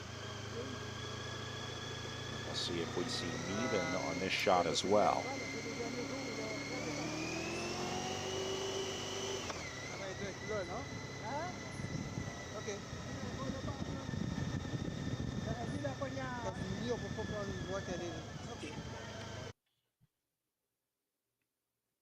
Mashing a big gear through the finish line for Allison Jackson, stopping her computer.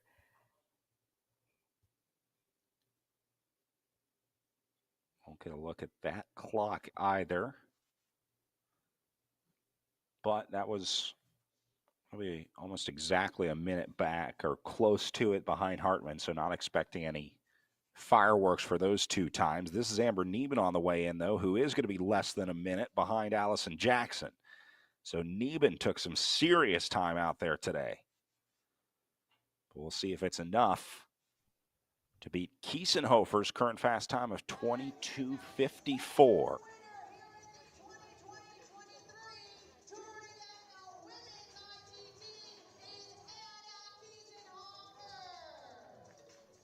You hear the PA announcer announcing Anna Kiesenhofer as your winner here, which makes me think that Amber Neben was unable to beat that time.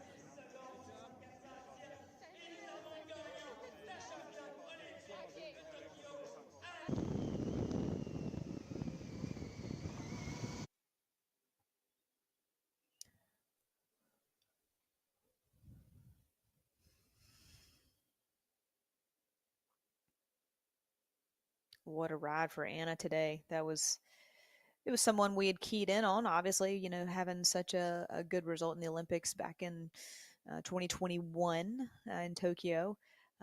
So, yeah, no surprise there, but a little bit of a upset, I would say, for Amber Neben to not come away with that, even Allison Jackson. So, yeah, I'm very curious of the final standings.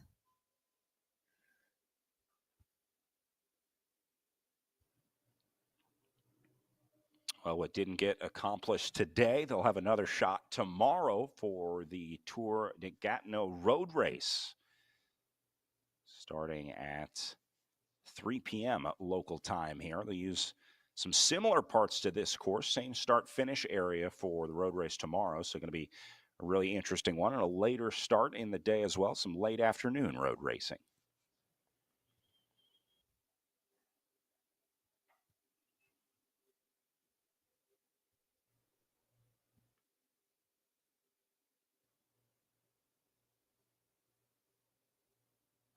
All right, still waiting on final times here, but I think we can wrap it up there with Anna Kiesenhofer turning in your fastest time of the day. Unofficially will be your winner here on day one of the Tour of Gatineau. We'll be back for more road racing tomorrow. Lauren, looking ahead to the road race, if you didn't have a good ride in the time trial today, you got at least the longer road race to look forward to tomorrow, and there will be some riders that are certainly going to be targeting that one. 100%. And, I would look for more of a sprinter to come through with this. We had talked about Skylar Schneider earlier today, and again, someone like Allison Jackson, that is a one-day race. It suits her strengths as well. You got to think about the team around you. You have to think about being in the peloton and how others can assist you and help you. And what does that look like potentially for a lead out? Now that they have seen a lot of the course that is very similar to tomorrow, they use some of these same roads, some of the same circuit. What will be the difference? The weather looks to be potentially just as nice, so it's just going to be tactics and teammates that can assist you in the game plan. So I'm very much looking forward to seeing that race tomorrow and calling that race tomorrow afternoon. We'll be back with a live stream tomorrow starting at 3 o'clock for the race on day 2 of the Tour de Gatineau. So for Lauren Hall, my name is Brad Soner saying thanks for being here, and we'll see you back tomorrow for the road race, 3 p.m. local time.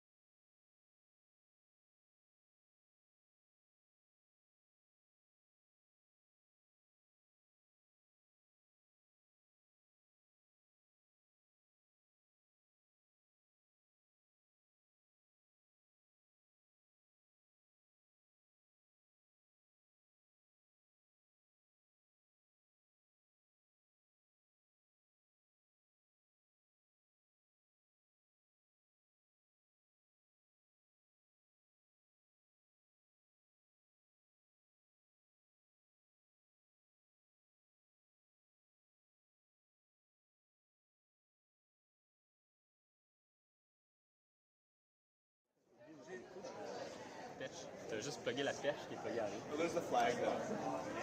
T'as placé la perche là, la moumoute. Ah, il n'y a pas de micro. Non, vous pouvez dire non. Dites, je suis à l'épaule.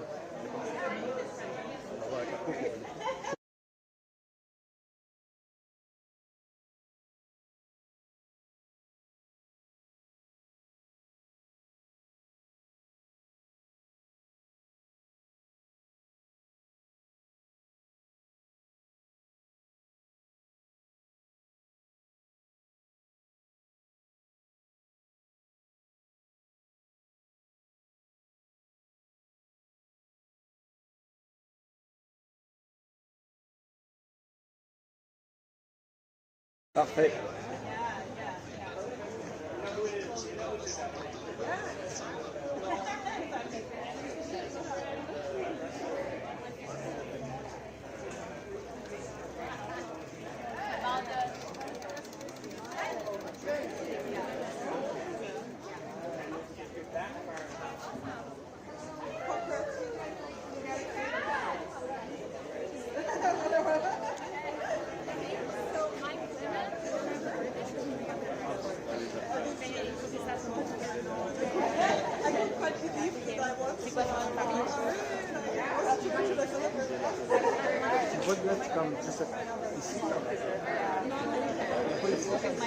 Bon, allez, quand il va me dire de me déplacer, je le ferai. Tu vas faire la mouvement? Mais non, mais c'est lui qui va me dire ce qu'il veut en fait.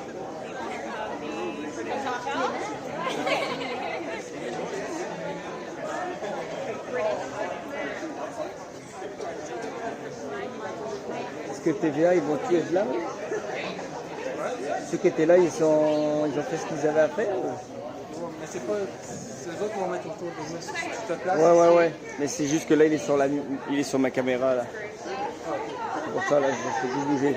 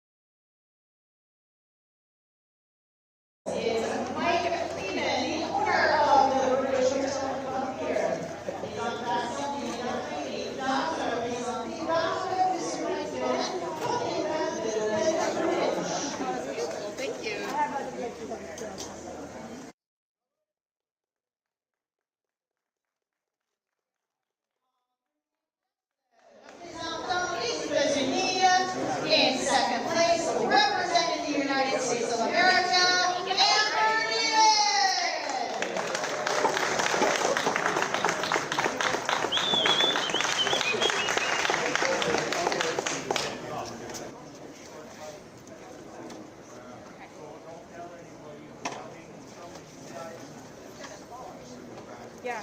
You have to put the maple syrup down. Yeah, thank you.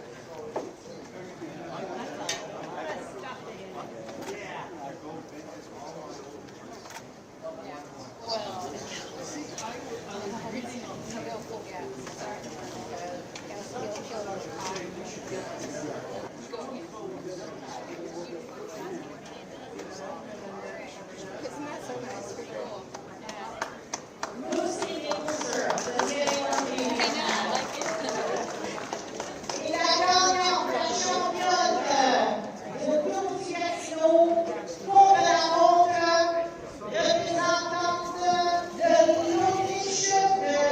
Israel Premier Tech, the winner of the women's ICT at the 2023 Tour de Gatineau representing Austria and Team Israel Premier Tech Roland and Giesenhofer.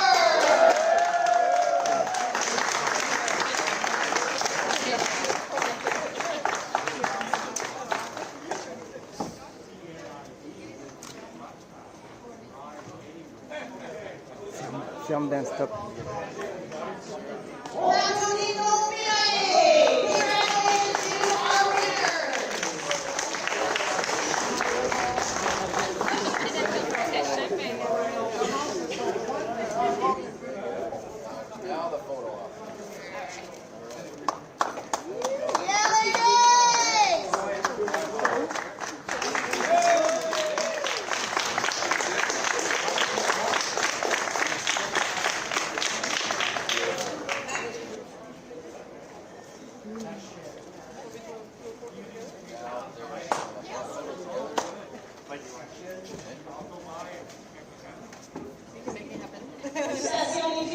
Congratulations, ladies. What a fantastic graduate there. Great.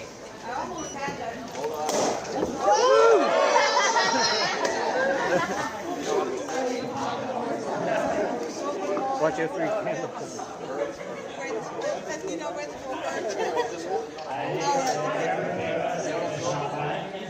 Oh, there's one for you.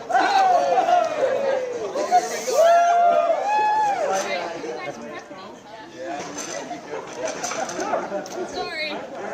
One more. Point it up. Oh, God.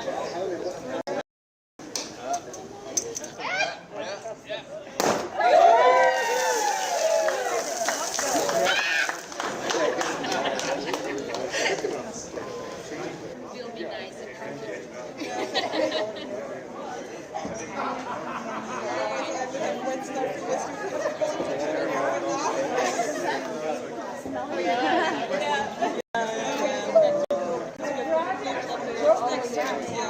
Well, it's great to meet you in person.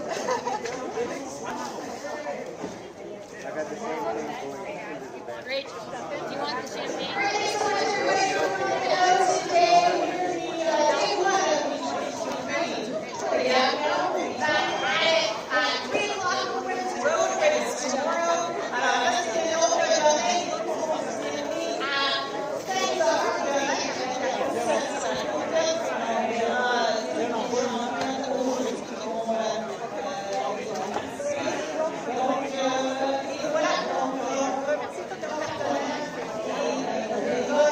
C'est plutôt bientôt.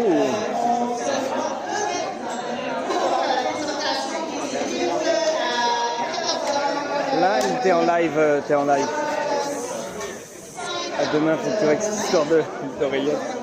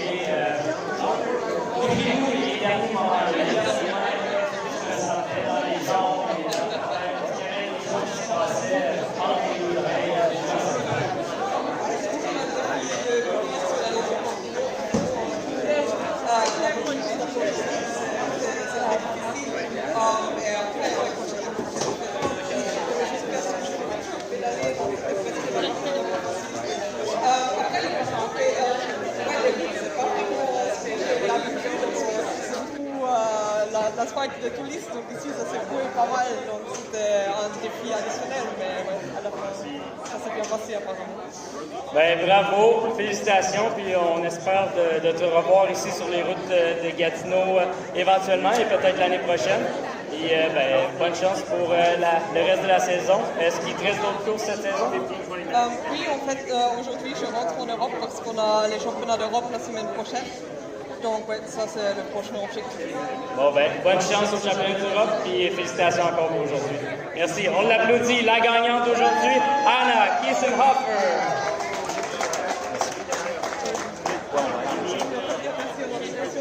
Ah oui. Ouais, je voulais juste encore dire merci à l'organisation.